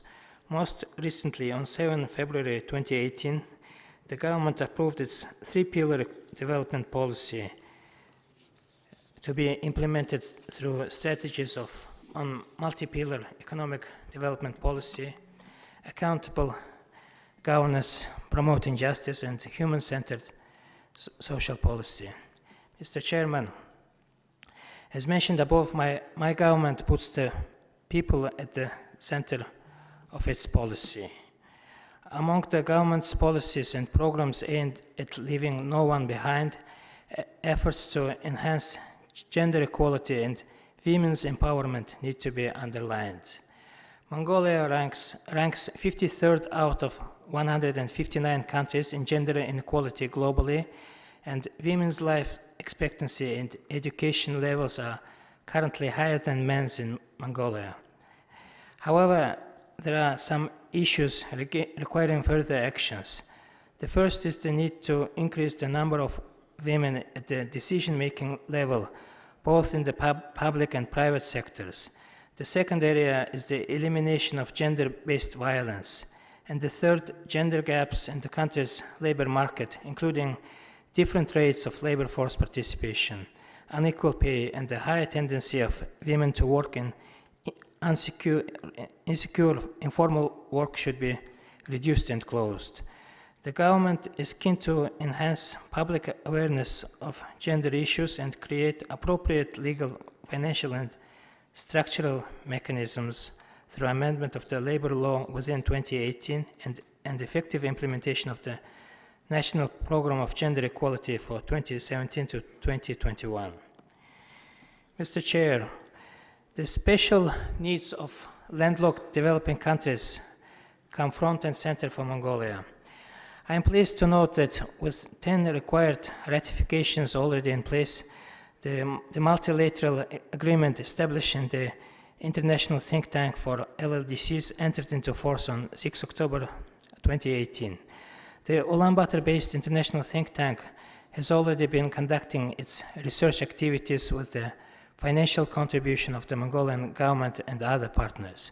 I am confident that the think tank will further support landlocked developing countries in their implementation of both the Vienna Programme of Action and the Sustainable Development Agenda. Furthermore, the government of Mongolia will organize the first inaugural conference of the International Think Tank of Landlocked Developing Countries at the level of foreign ministers on 11 to 12 June 2018 in Ulaanbaatar. I am pleased to note that within the framework of the inaugural conference, the host country agreement between the International Think Tank for Landlocked Developing Countries and the government of Mongolia will be signed.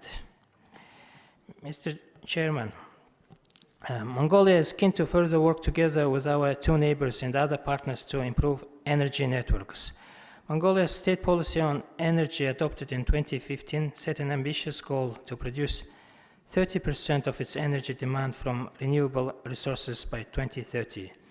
Our solar and wind resources are estimated at 7,000 terawatt and 5,000 terawatt respectively. With these resources, Mongolia has unlimited potential to export clean energy to countries in our region. We are working with our partners to implement the Gobi Tech and the Asian Supergrid projects to supply renewable energy for the Northeast Asia.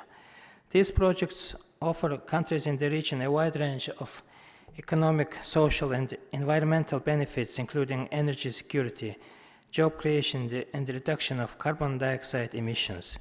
We look forward to working together with multilateral partners on these renewable energy projects. Mr. Chairman, all of us, developed and developing nations alike, are exposed to multiple environmental challenges and natural disasters. We share a view that there is a growing need for better national and local readiness and a stronger regional and international cooperation. As part of this effort, Mongolia is hosting the second Asian Ministerial Conference on Disaster Risk Reduction from 3rd to 6th July 2018. The second Ministerial Conference, which will be convened under the theme Preventing Disaster Risk, Protecting the Sustainable Development, will review the status of the Asia Regional Plan adopted in 2016 at the Asian Ministerial Conference in New Delhi and adopt new action plan to accelerate its implementation for the next 2 years. As the outcome of the conference, governmental delegations will adopt the Ulaanbaatar Declaration and voluntary commitments by stakeholders. This important multilateral platform serves as a global and regional mechanism to discuss and review disaster-related issues and has been instrumental in sharing good practices and knowledge and forge partnerships based on international cooperation. The government of Mongolia greatly appreciates this partnership with the United Nations Office for Disaster Risk Reduction in co-organizing this conference. Taking this opportunity, I would like to call on member states to actively participate in this important conference. Mr. Chairman, we appreciate the Commission's continued efforts to ensure sustainable development in Asia and the Pacific region by providing technical cooperation to the developing countries and supporting new initiatives aimed at reducing poverty and overcome other social and economic challenges of the region. The government of Mongolia fully supports the initiatives and strategy introduced by the Commission to strengthen the regional cooperation in supporting an inclusive, sustainable economic and social development in the region. In conclusion, on behalf of the Mongolian delegation and my own behalf, I would like to express our deepest gratitude to Her Excellency Dr. Shamshad Akhtar and the Secretary General of the United Nations and the Executive Secretary of ESCAP for her leadership and support of our country during her tenure. We wish all the best in her future endeavors. I thank you.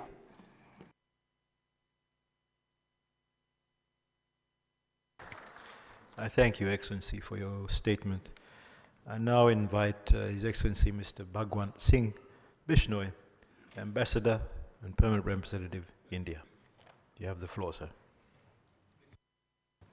Mr. Chairman, the theme topic of the 74th Commission session, Inequality in the Era of the 2030 Agenda for Sustainable Development, needs to be viewed in a holistic manner with balanced emphasis on the three pillars of economic growth, social development, and environmental protection, with reaffirmation of the principle of common but differentiated responsibilities. The SDGs are wide in their ambition, scope, and depth. To achieve them at the global level requires a truly supportive economic environment, enhanced investment flows, a fair and supportive multilateral trade regime, and a robust framework for technology transfer.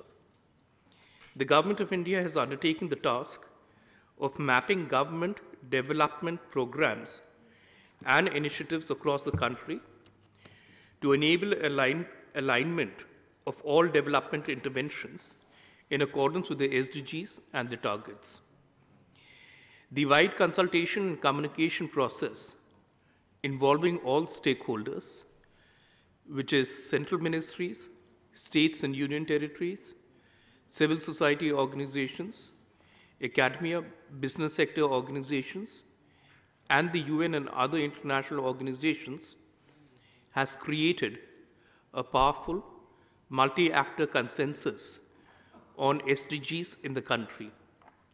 The Ministry of Statistics and Program Implementation has also developed a comprehensive set of national SDG indicators to facilitate monitoring and implementation. Mr. Chairman, widening inequalities of outcomes in income and wealth, access to healthcare, education, technology, and clean air globally attest to the fact that sustainable future to all cannot be secured by market growth alone. India realizes that tackling inequalities will require appropriate and adequate policy interventions to support investment in essential public services, creation of employment, and in bridging the digital divide and inequality in opportunities. With the objective of ensuring collaborative, transparent, and timely delivery of public services and better outcomes, India has shifted to a new method of intervention of identifying priority households for designing policies and plans, as against the earlier practice of estimation of state-wise income poverty.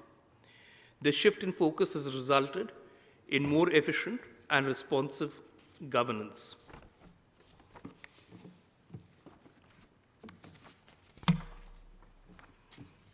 In line with our pledge that no one should be left behind in India's march towards sustainable and inclusive growth, our prime motto is Sabka Saath, Sabka Vikas, or the participation of all and development of all. The employment and skill development programs of India, such as Narega, Deen Dayal Upadhyay Gramin Kaushalya Yojana, and Day NRLM mission, have resulted in greater skill development and generation of gainful employment opportunities. As part of progressive public policy interventions to support increased investment in healthcare, Government of India has recently announced the launch of the largest health scheme in the world, the National Health Protection Scheme, that seeks to provide up to 500,000 rupees per family per year for secondary and tertiary care hospitalization, which will cover 100 million families or 500 million people. Mr. Chairman, given constraints of time, I will read out only some parts of my statement. The entire text will be circulated. Mr. Chairman, the government's focus on national resource management, agriculture and allied activities has resulted in increased agricultural productivity. The agriculture and food security of the nation will continue to be sustainable in the coming years, and we should be successful in doubling farmers' incomes by 2022. Today, India is not only self-dependent, but also an exporter of many agricultural products. The aim of the government is to make agriculture policy and programs income-oriented rather than production-oriented, and to achieve this ambitious objective, the government is encouraging the adoption of multidimensional 7-point strategy, which includes emphasis on irrigation, provision of quality seeds and nutrients, large investments in warehouses and cold chains, promotion of value addition through food processing e-platforms, introduction of crop insurance scheme, and promotion of allied activities such as dairy animal husbandry, poultry, horticulture, and fisheries. Mr. Chairman, India is in the process of providing digital identity through Aadhaar to every citizen, and around 1.1 billion Aadhaar cards have been issued to Indian residents in the last 6 years. 3.4 million Aadhaar cards have been linked with bank accounts. An inclusive digital ecosystem is being created for citizens through various programs.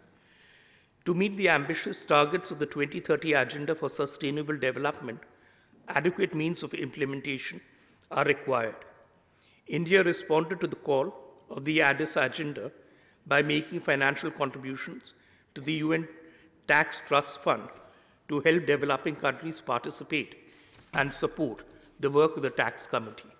Ours was the first contribution to the Trust Fund for the Tax Committee. We have also established an India-UN Development Partnership Fund with the aim of enhancing our contribution to South-South cooperation as a means to achieve the Agenda 2030 of Sustainable Development. I thank you, Mr. Chairman.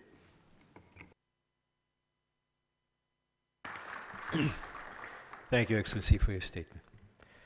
I now invite His Excellency Mr. Kirill Barsky, the Ambassador and Permanent Representative, Russian Federation. You have the floor, sir. Спасибо, господин председатель.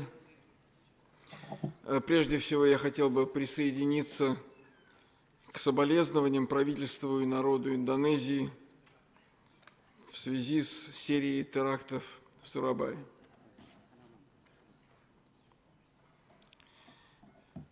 Господин председатель, в своем развитии человечество достигло небывалых высот. На этом фоне сохранение высокого уровня неравенства, неравномерность социально-экономического развития, широкие масштабы бедности – это явления, которые нельзя считать нормальными в 21 веке ни по политическим причинам, ни по моральным соображениям.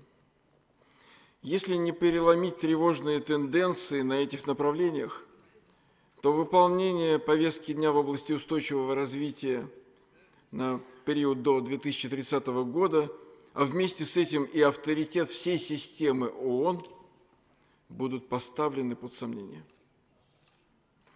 Мы убеждены, что основная ответственность за искоренение неравенства и бедности лежит на государстве.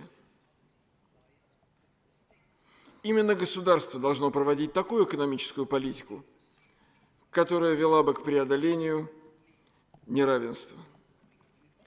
Проводить такую социальную политику, которая реально защищала бы малоимущие слои населения, помогала бы им выбраться из нищеты.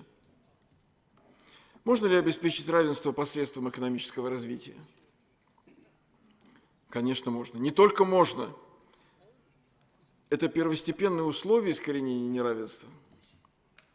Делать это необходимо прежде всего за счет активного стимулирования промышленного и сельскохозяйственного производства, путем создания благоприятных условий для развития торговли, благодаря вовлечению в ценовые цепочки малого и среднего бизнеса.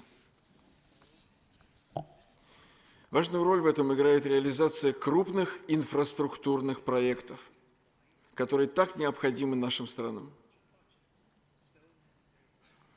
Их осуществление позволяет поднимать целые отрасли экономики, создавать новые рабочие места, развивать сферу обслуживания, строить новые города. Один из таких проектов в России – это уникальный Крымский мост, движение по которому на полгода раньше намеченного срока открывается завтра, 16 мая. В Российской Федерации образован специальный фонд национального благосостояния. Средства этого фонда позволяют покрывать до 10% расходов на осуществление приоритетных проектов. Запуск работы этого фонда стал возможным благодаря внедренным правительством страны механизмам налоговой бюджетной политики и мерам законодательного регулирования. Результат – более эффективная реализация государственных программ, выравнивание уровней развития различных регионов страны, решение социальных проблем, сокращение имущественного расслоения населения. Господин председатель, негативное воздействие на экономику и социальную сферу любого государства оказывает неконтролируемая и нерегулируемая миграция. О плюсах и минусах миграции мы знаем не понаслышке. Ежегодно в Россию приезжает более 18 миллионов человек.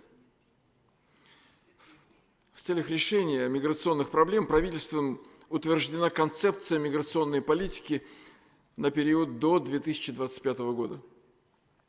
Она адресно ориентирована на потребности конкретных регионов страны в специалистах определенных квалификаций. На ее реализацию предусмотрено выделение более 570 миллионов долларов США. Широкие возможности в плане преодоления неравенства открывают развитие цифровой экономики и инноваций. На эти цели в бюджете Российской Федерации предусмотрены ежегодные ассигнования в размере более 1,6 миллиардов долларов. Цифровизация и запуск новых бизнес-моделей, основанных на прорывных технологических решениях, позволит нашим странам стать более конкурентоспособными. Одновременно повышение образовательного уровня населения, доступ к преимуществам цифровой экономики даст шанс миллионам индивидуальных предпринимателей обеспечить себе достойный заработок и нормальную жизнь. Господин председатель, помочь государствам бороться с неравенством и нищетой должно развитие интеграционных процессов. Ярким примером могут служить первые успехи Евразийского экономического союза в составе России, Казахстана, Белоруссии, Киргизии и Армении. Вчера в Сочи состоялось заседание Высшего Евразийского экономического совета. Оно констатировало позитивную динамику на пространстве ЕАЭС по большинству ключевых показателей. Например, в прошлом году валовый внутренний продукт в среднем вырос на 1,8%. Рост промышленного производства составил 1,7%. Производство продукции сельского хозяйства увеличилось на 2,5%. Еще больший эффект даст сопряжение евразийского интеграционного проекта с другими инициативами. Прежде всего с концепцией «один пояс, один путь» и формирование большого евразийского экономического партнерства. Господин председатель, Россия готова к равноправному взаимовыгодному сотрудничеству со всеми государствами, и интеграционными объединениями. Но мы едва ли сумеем продвинуться к устойчивому развитию, если не приведем в порядок систему международных отношений. А сегодня она переживает один из наиболее острых кризисов в современной истории. Попытки отдельных стран навязать свою волю другим пагубно влияют на мировую экономику, повышают финансовые риски, грозят торговыми войнами и в конечном счете чреваты срывом наших общих усилий по преодолению неравенства. Всем давно пора понять. Мир перестал быть однополярным. Развитие равноправного международного сотрудничества не остановить. Либерализации торговли и укрепления связуемости нет альтернативы. Характерным примером такого сотрудничества служит Азиатско-Тихоокеанский регион, наиболее динамичный центр экономической активности. Нам очень отрадно, что все более притягательной платформой взаимодействия становится ESCAP, которая за последние годы добилась существенного прогресса. Во многом эти успехи связаны с личным вкладом ее исполнительного секретаря, доктора Шамшад Ахтар, которая, к нашему сожалению, вскоре покидает свой пост. Нам будет ее очень не хватать. Важно, что в ESCAP большинство государств говорит на одном языке и нацелено на решение общих социально-экономических задач, включая задачи преодоления неравенства, сокращения бедности и продвижения к устойчивому развитию. Я благодарю вас, господин председатель.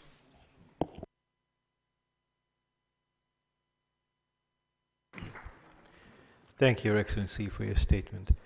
I now invite Mr. Mias Bora, the Deputy Secretary General of the National Committee for ESCAP, Cambodia. You have the floor, sir. Thank you, Mr. Chair. Excellency, distinguished delegate. It is my great privilege to address the floor at the 74 sessions of ESCAP under the themes of inequality in the era of the 2030 Agenda for Sustainable Development on behalf of Senior Minister Lee Twitch. To begin with, I would like to express my sincere thanks and appreciation to the ESCAP Secretariat for organizing this important event. Addressing inequality and realizing divisions and the pledge of the 2030 Agenda to leave no one behind is the core of the Sustainable Development Goal and is the focus of this year's Commission session. I am sure we all acknowledge the importance of this event. We have gathered here today to deliberate on a policy issue to promote the 2030 Agenda, to share a great deal with each other, and to create vibrant and meaningful collaborations for the building a new paradigm of partnership and strategy for addressing inequality and for building a better and economically safe future for all.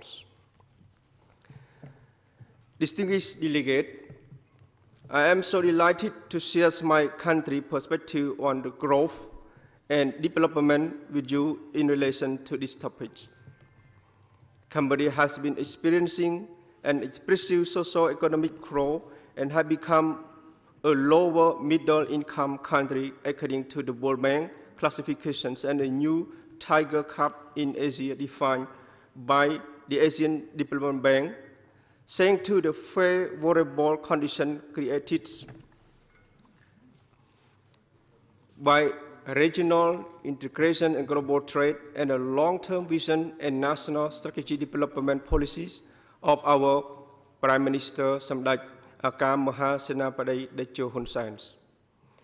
The Royal Government of Cambodia has adopted the SDGs in its agenda for the next 15 years. These goals are global in nature and universally applicable. However, each government is required to set its own national target indicator, adapting them to different national circumstances, capacities, priorities, consistent with internationally agreed standards, and guided by the global ambitions expressed in the SDGs. Our government have localized SDG with the goal, target indicator, adapt to the Cambodian context. This has been done through an inclusive consultative process with all relevant stakeholders. Our local goal includes mine clearing actions, Cambodian Sustainable Development Goal number 18, the mining and removal of explosive remnants of the war to provide safety for Cambodian people and to avail more land for cultivations and dwellings. The Cambodian Sustainable Development Goal Framework 2016-2030 consists of 91 targets and 240 indicators to follow and against which outcome will be measured. The Cambodian SDG framework is based on two preliminary analyses. One is a rapid integrated assessment undertaken by the UNDP in 2016, and the second is the SDG assessment from United Nations Strategic Divisions 2017.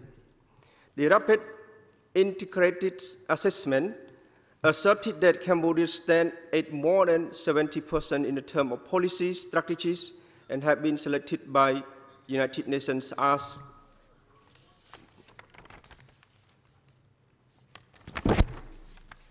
a pilot country in achieving the high number of MDGs. However, we are in the process of integrating Cambodian Sustainable Development Goal into a new National Strategic Development Plan for 2019-2023. We register for voluntary national review for 2019. Distinguished delegate, leaving no one behind is the gain of development is a popular and relevant slogan highlighting the inequality that Cambodian Sustainable Development Goal Framework addresses.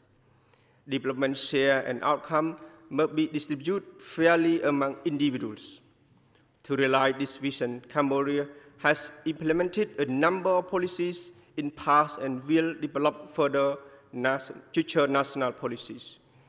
Those policies are National Social Protection Strategy for the Poor and Vulnerable 2011, National Social Protection Policy Framework 2016-2025, Cambodian Strategy Plan on Climate Change for the Disaster Risk Management 2014-2023, and so on, which have led Cambodia to become a lower middle income country and would elevate it to an upper middle income by 2030. Public finance has also improved remarkably, with domestic revenue collections reaching 18.4% of GDP in 2016. The Royal Government of Cambodia have made significant effort to maintain a sustainable budget through boosting revenues, managing cost pressures. This is important if public services are to be strengthened to meet ambitious Cambodian Sustainable Development Goal target. This effort have included development of medium-term revenue mobilization strategy alongside with continued implementation of public financial management reform agenda. Current revenue flow has risen by around half a percentage point of GDP annually since 2011. The government will continue to promote an investment-friendly climate while also continuing to improve the effectiveness of tax collection system. We are aware of the irreparable, uncountable consequence of national disaster destroying existing development achievement and hindering our way toward reaching the 2030 agenda goal. As a country that is vulnerable to blood drought and climate change, we wish to reaffirm our firm commitment to work together with all relevant stakeholders to implement the guideline for disaster risk management. In fact, the Royal Government of Cambodia has already incorporated disaster risk management and climate change adaptation programs into its national development and budgeting strategy. Moreover, women have become gradually equipped to be resilient to economic shocks by the greater empowerment and by being more active in incoming earnings. Distinguished delegate, experience show that Cambodia has worked hard to achieve the goal with a strong financial and technical support from development partner, South-South Cooperation. Cambodia still have tasks and challenges to face to succeed in implementation of Cambodian sustainable development goal. We still need both financial and technical support, and to this end, the United Nations ESCAP remains a reliable and very important forum to instigate and coordinate research and share successful lessons in addressing inequality and realizing the vision and pledge of the 2030 Agenda to leave no one behind. In these conditions, MDGs 8 for a global partnership for development was focused on developed world countries and linked to the renewed commitment given within the Monterey's consensus to meet the 0.07% of GDP norm for official development assistance contribution. Cambodia wishes to recommend that the ODA promise should be fulfilled. Finally, Mr. Chair, allow me once again to express my government's sincere appreciation to the UN system and to our development partners for their continued cooperation and support for Cambodia and her people. I thank you for your attention. Thank you.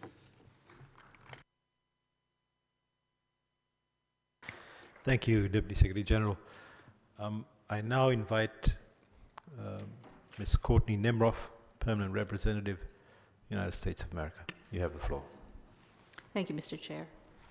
Excellencies, distinguished delegates, the United States welcomes this year's theme of addressing inequality, sustainable development, promoting equality, protecting human rights, fostering science, technology, and innovation, and improving government transparency are all critical to addressing all forms of inequality. We should carefully consider the role ESCAP has to play, in particular, in addressing inequality as a serious challenge to achieving our development aspirations.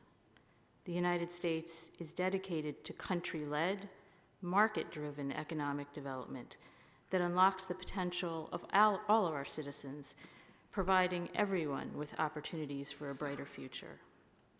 This commitment is reflected in our approach to economic growth and development as both the largest bilateral donor of development assistance and as a significant private sector presence for growth in developing countries. The United States is committed to overcoming equality by leveraging an expanding array of new and non-traditional partnerships, by harnessing cutting-edge technologies, by accelerating research and development, and by scaling innovations wherever they are produced, including here in the Indo-Pacific region. Science, technology, and innovation will enable us to address health, environmental, and other development challenges that exacerbate inequality. The surest way to sustain and fully realize the potential of innovation is through a system that protects intellectual property rights. Intellectual property rights are an indispensable component of well-functioning, competitive, and efficient markets that foster economic growth and secure the commercial interests of everyone. The United States has advanced freedom, openness, peace and security, and prosperity across the Indo-Pacific region for the last 70 years, helping Asian economies become engines of global growth. Our commitment to the region remains as stalwart as ever. Looking forward, we believe that job creation and income opportunities will drive development, as they are the essence of inclusive and equitable growth for our communities. Inequality of opportunity, a major driver of poverty, is worse than inequality of income because it marginalizes entire groups over time. Countries that respect human rights, minority groups, rule of law, and democratic processes and institutions will attract more investment. Human rights and economic opportunity are important for all countries, regardless of the level of economic development. The United States underscores the importance of achieving equality and promoting women's economic empowerment to our goals for opportunity and sustainable development. We will achieve our objectives if we pursue them with our full societies engaged, both women and men. The United States steadfastly supports efforts to advance women's equality, protect the rights of women and girls, and promote women and youth empowerment. And in our view, it is well past time for this UN body, ESCAP, to address efforts to combat gender-based violence and discrimination as part of our consideration of the root causes of inequality. Moreover, corruption saps economic growth, hinders development, and undermines democracy. According to the World Bank, businesses and individuals pay around $1.5 trillion, $1.5 trillion, or 2% of global GDP in bribes each year. That is 10 times the value of overseas development assistance.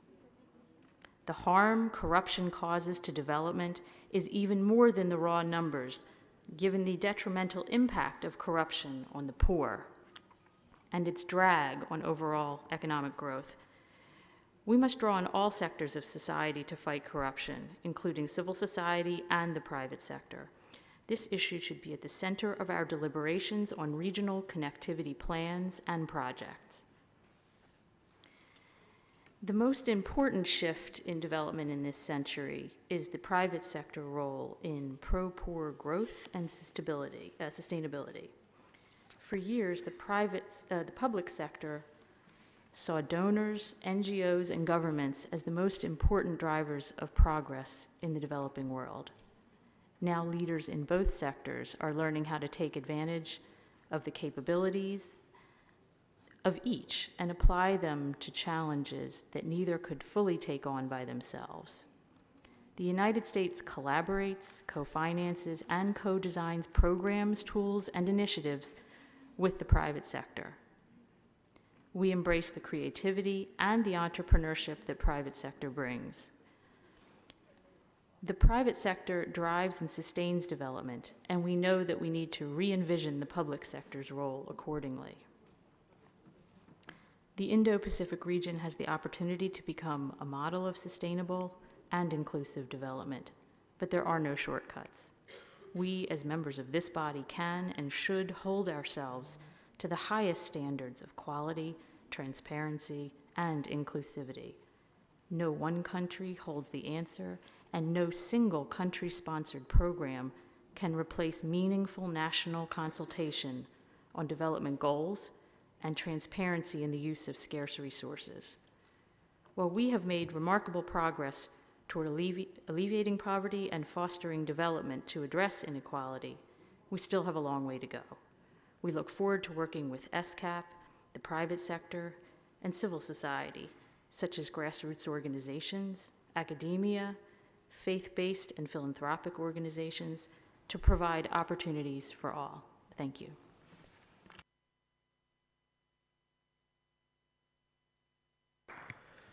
Thank you very much for your statement. I now invite Ms. Octavia Bothek, Permanent Representative of Australia. Thank you very much, Mr. Chair. Australia is very grateful for Thailand's hosting of the 74th Commission and for Dr. Shamshad Akhtar and the ESCAP Secretariat's continuing support to Member States. We welcome the focus on inequality at this session. A key pillar of Australia's recent foreign policy white paper is our commitment to stability and growth in the region. However, data and trends are highlighting that growing inequality in the Asia-Pacific threatens our shared economic growth and prosperity. The White Paper recognises the responsibility of Australia to contribute to global efforts to reduce poverty, alleviate suffering and promote sustainable development. We are addressing inequality through our partnerships throughout the region. In particular, we are supporting states to improve policy and governance capabilities vital to reducing poverty. ESCAP's work underscores a key fact that we all recognise. Money isn't everything. We must not focus just on income and wealth differences. Inequality of opportunities, of risks, of complexity, and of intergenerational sustainability are all fundamental to ensure that no one is left behind. The inequality and poverty problems our region faces are difficult and complex. ESCAP rightly points out the importance of improving data collection to better target policy responses. That is why Australia has partnered with the International Women's Development Agency and the Australian National University to deliver the Individual Deprivation Measure, Australian dollars 9.5 million from 2016 to 2020. The IDM is an individual, gender-sensitive and multidimensional measure of poverty which overcomes some of the limitations of current household-level measures, which will help advance evidence-based and targeted policy in this space. We know that societies that protect human rights and gender equality are much more likely to be productive and stable. Human rights principles are integrated into our approach to development, including the 2030 Agenda. Australia believes strongly in the universal, indivisible and inalienable nature of human rights, consistent with the concept of leaving no one behind. As the first country from the Pacific region to serve on the Human Rights Council, Australia is amplifying the voices of our neighbours and bringing our unique Indo-Pacific perspective to the Council's work. For many, gender inequality and its effects persist in our region. It restricts women and girls from being heard in decision-making that will shape their communities. It prevents them from participating fully in economic activity and leaves them vulnerable to violence. Australia's White Paper recognises the empowerment of women as a top priority. We have a gender equality and women's empowerment strategy in place and a target that at least 80% of our aid investments effectively address gender issues. We recognise women are not a homogenous group, and we need to pay particular attention to girls, those with disabilities, Indigenous women and disadvantaged women. Social protection is growing in importance for our region in Australia's aid program, where we work with partner governments to improve their delivery of social protection for the poor and vulnerable. We have also set up the Social Protection Hub based in Canberra and Jakarta, which facilitates knowledge sharing and capacity building on effective social protection policies and programs. We also know that education inequalities reinforce labour market inequalities in and between countries, which is why our aid program prioritises education to enable all children, particularly girls and children with a disability, to gain the skills they need to obtain work or go on to further study and to lead productive lives. Digital technologies are profound enablers of sustainable development and inclusive economic growth, but without policy responses to manage change and seize the opportunities that can come from innovation, there is a risk that inequality could worsen. Australia's international cyber engagement strategy sets out our approach to help bridge digital divides across the Indo-Pacific. World Bank research has found that improved internet access and connectivity could translate into additional GDP of more than $5 billion and close to 300,000 additional jobs in the Pacific by 2040, which is why we are supporting new high-speed telecommunications cables from Australia to close neighbours and friends, Papua New Guinea and Solomon Islands. We encourage ESCAP and member states to continue to focus on inequality through their policies and work, especially in key areas of gender, education, social protection and the digital divide. Australia looks forward to presenting our first voluntary national review on progress towards the 2030 Agenda. We will highlight our successes and challenges and share our experience and lessons learned in areas of global importance, in particular our contribution to development and economic growth in our region. We look forward to continuing our partnership with Member States, the Executive Secretary and the Secretariat, and to work together to ensure that our region's prosperity and opportunity is shared amongst all our peoples. Thank you very much.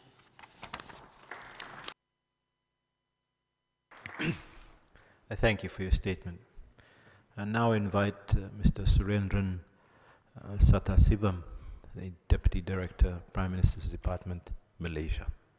You have the floor, sir. The Honorable Chairman, Madam Executive Secretary, distinguished representatives and delegates, ladies and gentlemen. At the outset, on behalf of the Malaysian delegation, I would like to express our sincere appreciation to ESCAP for the excellent meeting arrangement and hospitality accorded to us, and also to the host country, the Kingdom of Thailand. Mr. Chairman, the new economic policy was adopted between 1971 and 1990 to address the inequality issues and to ensure inclusive development in Malaysia. The implementation of the new economic policy was important as almost half of the households were poor, and there were significant socio-economic disparity among the multi-ethnic society and between urban, rural, regions and states in Malaysia. With poverty eradication at its core, the national economic policy also sought to restructure imbalances in the socio-economic status of its multiracial society with the ultimate aim of fostering unity. With the end of the new economic policy in 1990, the development agenda of addressing poverty and inequality was continued in the subsequent policies, including the new economic model 2011-2020 and the 11th Malaysia Plan 2016-2020. In addressing the issues of income inequality or inequality of outcome, measures have been focused to reduce poverty and raise income level among the multi-ethnic society, mainly through education, skills training, employment opportunity, land development and entrepreneurship. Additionally, the government also continued to implement the affirmative action to uplift the socio-economic achievement of the majority Bumiputra, including the indigenous groups. Furthermore, regional development authorities and regional economic development corridors were established to address the development gaps between urban-rural, regions, and states by providing infrastructure, attracting investment, and creating more jobs. As a result of the measures undertaken to address income inequality, national Gini coefficient reduced further in 2016 to 0.399 from as high as 0.513 in 1970. The Gini coefficients for the rural and urban, as well as among the major ethnic groups, also recorded similar trend. Mr. Chairman, measures have also been undertaken to tackle the issue of inequality of opportunities in terms of access to education, healthcare, housing, and other basic amenities.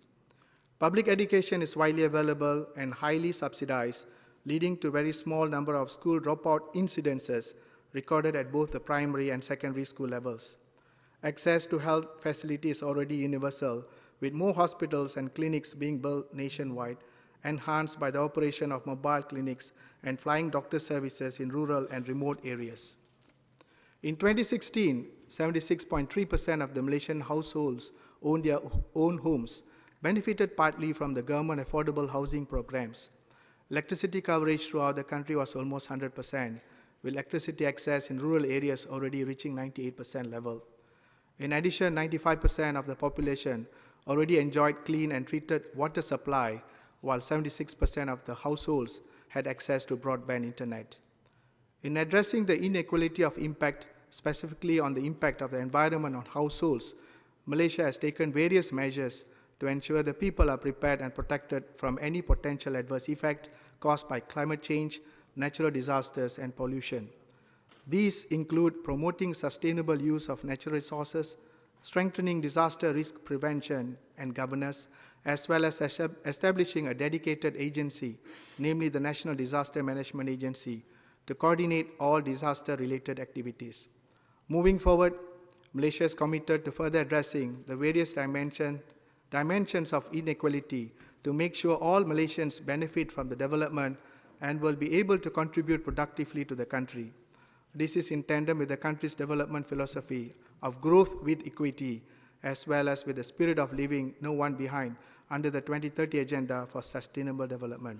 Mr. Chairman, I thank you.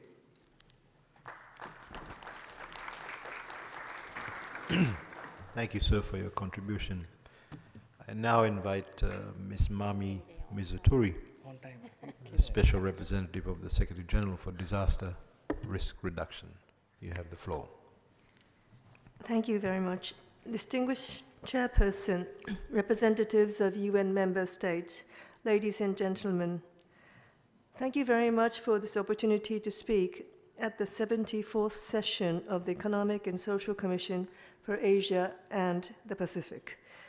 This meeting takes place just days after the 10th anniversary of the Wenchuan earthquake and cyclone Nargis, two defining disasters which led to huge loss of life in China and Myanmar and disrupted the lives of millions of people. Those tragic events, however, have galvanized efforts across the region to better prepare for disasters, to strengthen the capacity of institutions, and to create robust policy and legislative frameworks. But significant challenges remain before us. Asia and the Pacific is home to 2/3 of the world's poor. Although significant progress has been made to reduce poverty, these efforts are in danger of being undermined by increasing disaster risk if we do not manage disaster risk. This risk is particularly acute in the low and lower middle income countries in Asia Pacific that are already disproportionately impacted by disasters. Between the year 2000 and 2015, these countries lost almost 15 times more people due to disasters than the region's high-income countries. Away from large-scale disasters which do make headlines, many communities in Asia Pacific face a daily struggle with high-frequency, low-impact events. Poor communities are unable to cope with the impact of recurrent low-level disasters, and even a small shock can further push vulnerable communities and households into abject poverty. Low levels of social and capital expenditures and risk-blind investments create inequalities that accentuate risk and vulnerability. Additionally, frequent disasters further deepen such social and economic inequalities by disproportionately affecting children, women, and disabled people. This results in a vicious circle of poverty, inequality, and disaster risk. This cycle needs to be broken. We need better data on disaster losses and on social, economic, and gender inequality. This data is especially needed at a local level to fully understand the effect of so-called everyday disasters if we are to achieve the Sustainable Development Goals. The Sendai Framework for Disaster Risk Reduction is the global framework guiding our collective efforts towards this goal. Adopted 3 years ago, it calls on countries to address underlying risks and vulnerabilities in order to achieve sustainable development.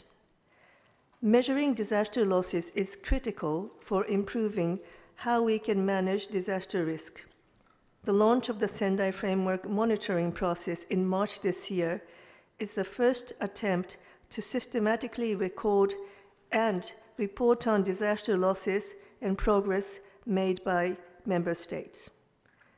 By the end of March, 54 countries, around a quarter of which are in Asia Pacific, provided data on disaster loss for the first Sustainable Development Goal process progress report. This report will be issued in July at the high-level political forum on sustainable development. Reducing the impact of disasters on the poor and most vulnerable requires a whole-of-society, multi-sectoral approach. More work is required to integrate disaster risk reduction into key sectors where the poor live and work, such as agriculture and issues around urbanization. This region is also characterized by unparalleled investment in new infrastructure. This offers tremendous opportunities for the public and private sectors to address disaster risk and build resilience for the benefit of future generations. But if the investments are risk-blind, the vicious circle will continue. Preventing disaster risk, protecting sustainable development is the theme of the upcoming 2018 Asian Ministerial Conference on Disaster Risk Reduction, which will be held in Ulaanbaatar, Mongol, from the 3rd to the 6th of July, co-organized by the Government of Mongolia and UNISDR. The Ministerial Conference is an important opportunity for us to measure what achievements have been made since 2015 and where are the gaps to be filled for the implementation of the Sendai Framework.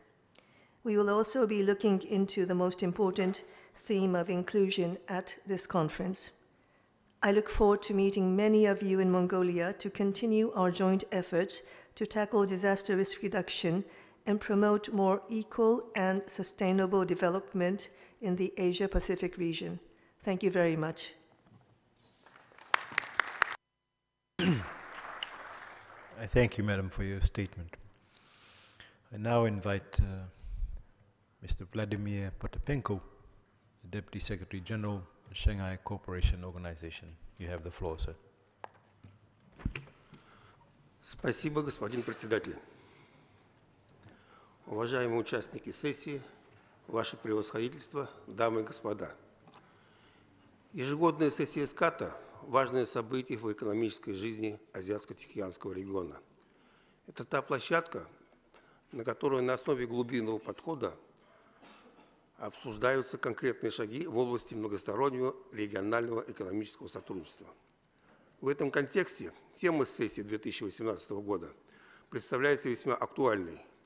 Именно неравенство является серьезным вызовом, осложняет реализацию повестки Дня устойчивого развития. Шанхайская организация сотрудничества признательна за приглашение принять участие в обмене мнениями и опытом в рамках СКАТа, так как экономическое сотрудничество и повышение благосостояния и уровня жизни населения выступает одним из приоритетов совместной работы государств-членов ШОС. Несмотря на то, что в мире происходят глубинные трансформации, государства-члены ШОС совместными усилиями продвигаются по пути построения системы регионального торгового экономического сотрудничества в целях создания благоприятных условий в интересах постепенного осуществления свободного продвижения товаров, капиталов, услуг и технологий. После саммита ШОС в Астане в июне 2017 года организация стала крупнейшей в мире международной региональной организацией, на пространстве которой проживает 44% населения Земли. Совокупный объем валового внутреннего продукта государств-членов ШОС составляет более 15 триллионов долларов США, что составляет почти четверть общемирового ВВП. Новые возможности для экономического развития обширного ареала ШОС открылись с присоединением Индии и Пакистана в организацию в качестве государств-членов, что стало еще одним важным шагом для решения социальных и экономических проблем. Это также существенно укрепило международный авторитет ШОС, расширило горизонты сотрудничества во всех направлениях повестки дня организации. Экономическое взаимодействие с ШОС обеспечивается системой многосторонних механизмов профильных министерств и ведомств в сфере таможни, транспорта, торговли, инвестиций, банковского дела и финансов, сельского хозяйства, связи, телекоммуникаций и других. Принципиальное видение этого отражено в коммюнике по итогам заседания Совета глав правительств государств-членов ШОС, которое было принято 1 декабря 2017 года в Сочи. В документе нашли отражение основные направления совместной работы государств-членов ШОС на экономическом треке, определен перечень мероприятий по дальнейшему развитию проектной деятельности в рамках ШОС на 2017-2021 годы. С удовлетворением отмечаем участие руководства СКАТа в заседаниях Совета глав правительств. уважаемые дамы и господа, важнейшим направлением сотрудничества в рамках ШОС является транспортное взаимодействие. В этом контексте придаем особое значение реализации соглашений государств-членов ШОС о создании благоприятных условий для международных автомобильных перевозок, которое было разработано при содействии ESCAP и заложило фундамент осуществления масштабного многостороннего регионального транспортного проекта. Соглашение открыто к присоединению государств, не входящих в ШОС. Отмечу, что ряд стран региона проявляет к соглашению большой практический интерес. Шанхайская организация сотрудничества придает важное значение плодотворной работе со СКАТ ООН, нацеленной на обеспечение устойчивого развития и многостороннего регионального взаимодействия. Мы много лет плотно взаимодействуем с региональной комиссией ООН и имеем значимые совместные результаты. 23 ноября прошлого года ШОС совместно с СКАТ здесь, в Бангкоке, успешно организовала специальное мероприятие высокого уровня, посвященное вопросам региональной транспортной взаимосвязанности, которое продемонстрировало очевидный интерес региона ТР к дальнейшему наращиванию транспортного сотрудничества. В заключение хотел бы выразить глубокую благодарность генерального секретаря ШОС, исполнительному секретарю ESCAP доктору Шамшад Ахтар за плодотворное сотрудничество в течение последних лет, пожелать ей всяческих успехов и дальнейшей профессиональной деятельности. Подтверждаем настрой ШОС к дальнейшему углублению и расширению взаимодействия с новым руководством этой авторитетной комиссии ООН. Благодарю за внимание.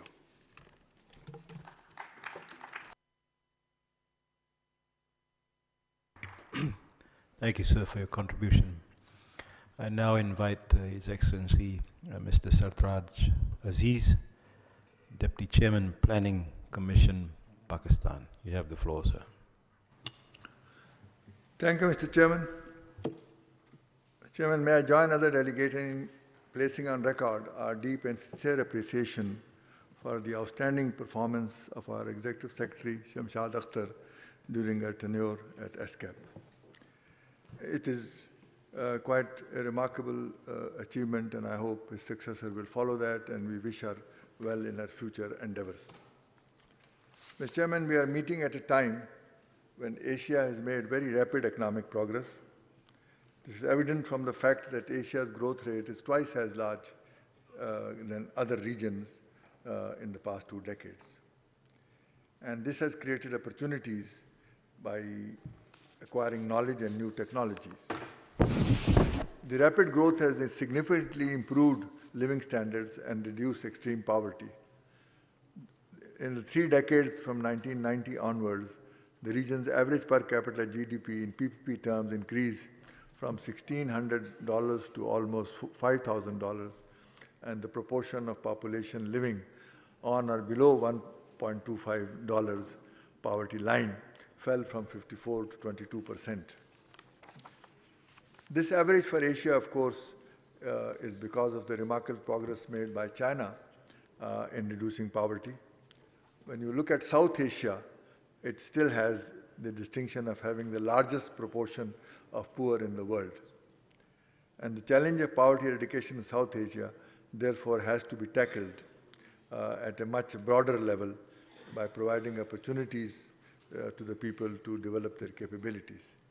To this end, building of inclusive transnational institutions, reforming existing ones, enhanced inter- and inter-regional cooperation, high level of economic integration, building knowledge corridors, and extending cross-border communications beyond conventional diplomacy and official communication are essential components of such a broad public policy and strategy. In this context, there is a paradox because the growth of liberal economic policies does create have and have-nots, because the technological change of extraordinary intensity has changed the development paradigm across the world, but technological change of the kind we have seen in the past 2 decades tends to reinforce the tendency for high-value-added activities, including innovation, to cluster in high-cost Western economies rather than disperse to low-cost developing countries. This is a structural flaw that we have to correct. In this context, I'd like to quote some interesting examples from Pakistan, because on the one hand, economy has to grow more rapidly, but then we also have to achieve improvement in income distribution, and therefore growth must be inclusive and broad-based. Inequality has many dimensions. Income inequality is just one. There are disparities in terms of gender and regions, and then there are needs of different strata of society that need sustainable development. And the manifestation of this inequality is not just in income and assets, but also in public services. We have some very interesting lesson here, because in the last decade, although our growth rate because of many non-economic factors has slowed down to 3–4%, our inequality reduced still, and Gini coefficient fell. This is because at this particular time, there was a great concentration on pro-poor and more inclusive policies. We have tried to invest more in human capital to ensure inclusive growth, fairer allocation of resources to minimize inequality, and increasing the tax base for generating more resources. We have taken several special targeted steps to reduce inequality, and the most important of these is an income support program, which is an initiative that targets vulnerable groups of the population, especially women, by giving them income support on a regular basis. And in the last 6–7 years, this amount has increased from less than $500 million to more than $1 billion per year, and the number of beneficiary families is more than 5.5 million in the current year. This has provided income. 80% of the recipients are women household, added households, and the amount is given to them through smart cards rather than through intermediaries, and every quarter they can draw that amount from the bank, which are also provided through mobile banking services. And this has greatly helped those poor families at the bottom to feed their children, as well as to gradually grow out of poverty as their children grow up.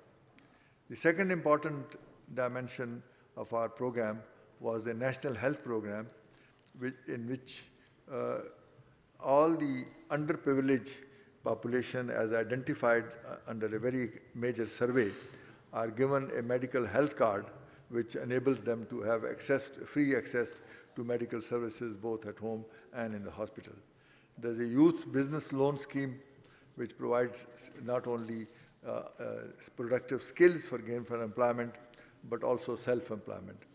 There's an interest-free loan scheme, there's a youth training scheme, there's a youth laptop scheme, and fee reimbursement scheme, in which students from less developed areas are reimbursed the tuition fees that they paid.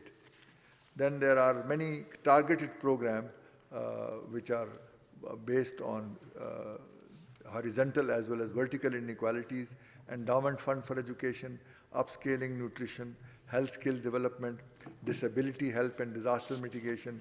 Central Bank has also initiated a program of financial inclusion by eradicating inequalities in access to finance and macrofinance network and Islamic finance. We are also committed to increase women's participation in the workforce, enforcing minimum wage standards, creating microcredit opportunities, ensuring 100% enrollment, revamping technical and vocational system to import modern skills, national plan to address multidimensional poverty, especially in the most backward and remote districts.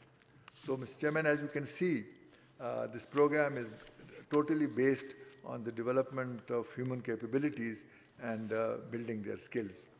So that is why, while economic growth, and now that the growth rate has accelerated to 5.8% this year and hopefully more than 6% next year, the impact of these targeted and social sector measures will be much greater, because this will compound with the growth creating and income creating opportunities, and therefore both poverty and inequality are decreasing despite the horizontal trend being low, and therefore World Economic Forum has also acknowledged Pakistan's effort by improving its ranking by 9 notches in terms of inclusiveness of its economic growth strategy. And these are some of the lessons that I thought I'll mention. In conclusion, I'll emphasize that in the context of SDG, a multilateral approach to the achievement of SDGs, particularly the inequality and poverty reduction, are particularly important, and I hope ESCAP will play its due role in achieving this goal. Thank you, Mr. Chairman. Thank you, Excellency, for your statement. I now invite Ambassador Fawzia Nasreen, the Advisor, Commission on Science and Technology for Sustainable Development in the South, Secretariat. You have the floor, ma'am. Thank you, Chair, for giving me the floor. Mr. Chairman, Excellencies, distinguished guests, it is a privilege for me to deliver the statement of the Commission on Science and Technology for Sustainable Development in the South, COMSATS.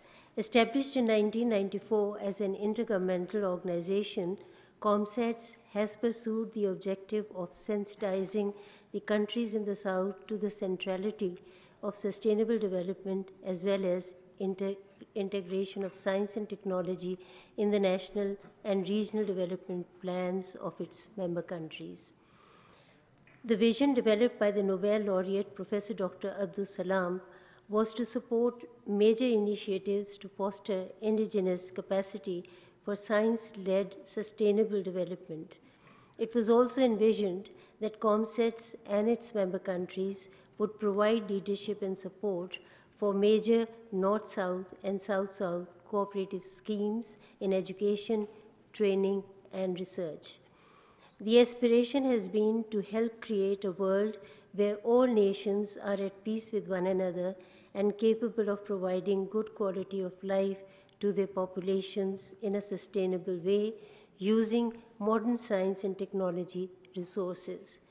Reducing inequality, therefore, has been accorded topmost priority by the Commission. Over the last 24 years or so, COMSATS has pursued this aim through multi-layered cooperation by establishing linkages with regional and international institutions and scientific communities. It has encouraged flow of information and interaction among the scientific organizations and communities, helping in the generation of knowledge that would help in the transformation of societies, a cause commonly shared with ESCAP and other international organizations. COMSATS had envisioned the growing importance of the frontier technologies at the very early stages of its existence. The carefully crafted institutional and organizational structure of the Commission with symbiotic linkages with international and regional scientific communities and institutions has been key to COMSAT's growth and diversification of activities, which is reflected in some of its initiatives. The establishment of COMSAT's Institute of Information Technology as a world-class information technology institute has been a milestone in its achievement.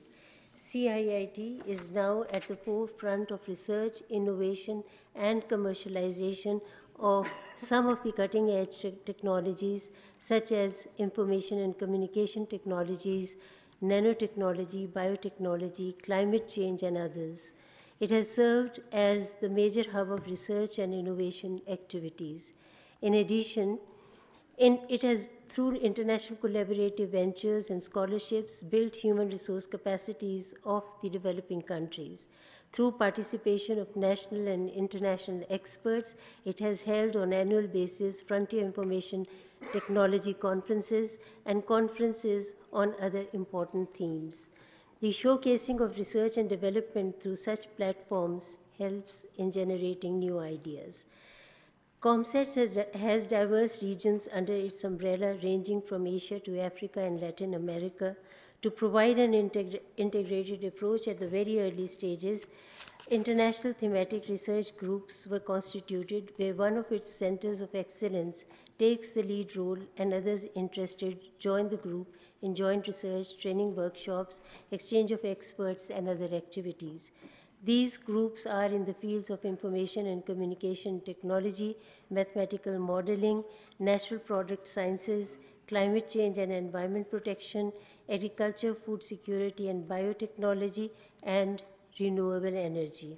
Research in these areas is benefiting from the indigenous and traditional knowledge as well as frontier technologies in finding solutions to multiple problems with high impact on society, thereby furthering the cause of the SDGs.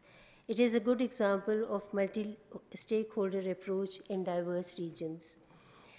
The setting up of ComSat's Internet service was a pioneering initiative. It was set up at a time when digital technology was still finding its roots in Pakistan. It is a pioneer Internet service provider with functional operations in 13 major cities of Pakistan. Its Internet services include wireless broadband value-added services such as domain, website development, video conferencing, and IT training courses.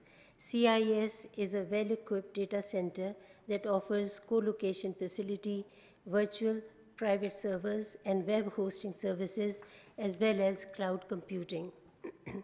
Benefiting from its experience of ICT's e-health and telehealth pilot project was launched under the ICTs for Rural Development in the mountainous and remote areas of Pakistan in collaboration with the International Development Research Center of Canada. It was expanded to other remote areas. Patients at the telehealth clinics are being provided specialist medical consultations along with audio-visual and peripheral tools. Customized software has been developed by ComSat's technical team to maintain and transfer patient data. The programs, initiatives, and services that have been developed and use of common resources through ComSat's network of 22 centers of excellence serves the purpose of pooling of resources, facilities, and expertise at multiple regional levels that can ensure wider benefit to the society. ComSat has been keenly striving for enhancement of at least some of these centers through the framework of triangular cooperation. It is also aiming to establish at least 1 or 2 top-class centers for scientific research and innovation in its member countries. The socio-economic development and impact of ComSat's work on societies is at the core of its mission and vision, which it continuously and consistently strives for. New and emerging technologies integration has made it possible to make research and development effective, and open world and open knowledge platforms are of fundamental significance in this endeavor. More recently, ComSat and its member countries, via its network of 22 centers of excellence, have undertaken to see how their work can continue to complement the Sustainable Development Goals. ComSat would be happy to indulge in two-way exchange of information and expertise, as well as sharing of experiences at the regional and global levels. In conclusion, I would like to thank ESCAP for enabling us to participate in this very important event where inequality challenges are being discussed. Thank you very much.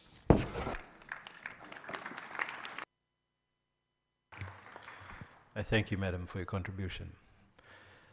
Excellencies, distinguished delegates, ladies and gentlemen, we've come to the end of this morning session, and I'd like to thank our distinguished speakers and all our delegates for a very thought-provoking and insightful discussion. And thank you too to the audience, both here and in various other cities, for your participation. May I now request the Secretary of the Commission to make some housekeeping announcements. Thank you, Mr. Chair. I just have a few announcements. The first regarding side events. The government of Japan is hosting 2 side events today during our lunch hour. The first one is on universal access to disaster early warning information, perspectives from the Pacific. It is starting right about now in conference room 4. Immediately following that, at 1 p.m., there is a side event related to aging in the same room. Iran, the government of the Islamic Republic of Iran, is also hosting a side event. This one is by invitation. It is dealing with disaster information management and sustainable development. It's located in the public foyer, and it starts at 1 p.m.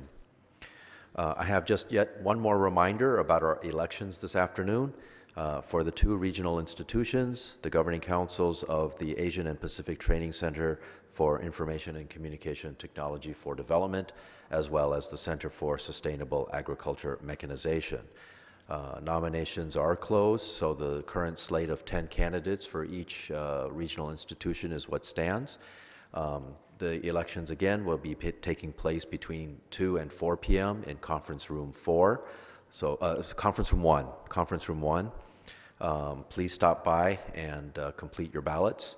In accordance with Rule 41 of the Commission's Rules of Procedures, these elections are being conducted by secret ballot. So you will, your representative, when they enter the room, will be given a ballot slip. They will be confirming that they come from the delegation so indicated. Each delegation can then mark up to 8 of the 10 nominees for the positions. So you can mark 1 or up to 8. So please, again, we encourage you all to turn out to vote for the governing councils. Another reminder about our assessment questionnaire. We would hope that each of the delegations would take a few minutes to complete one of these evaluation questionnaires. They were distributed yesterday. Again, your feedback is very valuable in assisting the Secretariat in preparing for future Commission sessions, making modifications and improvements as we go along. The completed questionnaires can be submitted into the box at the back of the room. There is also an online version available. Your liaison officers can also help you with that. And lastly, just one more reminder about the reception hosted by the Ministry of Foreign Affairs of the Royal Thai Government. It will begin at 6:30. Buses will be departing from the UN Conference Center starting about 6 o'clock. The reception itself will be hosted at the Ministry. So we look forward to seeing all of you there tonight. Thank you, Mr. Chair. Thank you for those announcements. Excellencies, ladies and gentlemen, before closing this meeting, I'd like to remind everyone that we will reconvene at 2 p.m. sharp here in the ESCAP hall to resume our deliberations on this agenda item. I understand the chair will be back this afternoon to chair the meeting. Thank you all for your contributions. Vinaka, meeting is adjourned. All right, thank you. Thank you, sir. Appreciate it. No problem at all.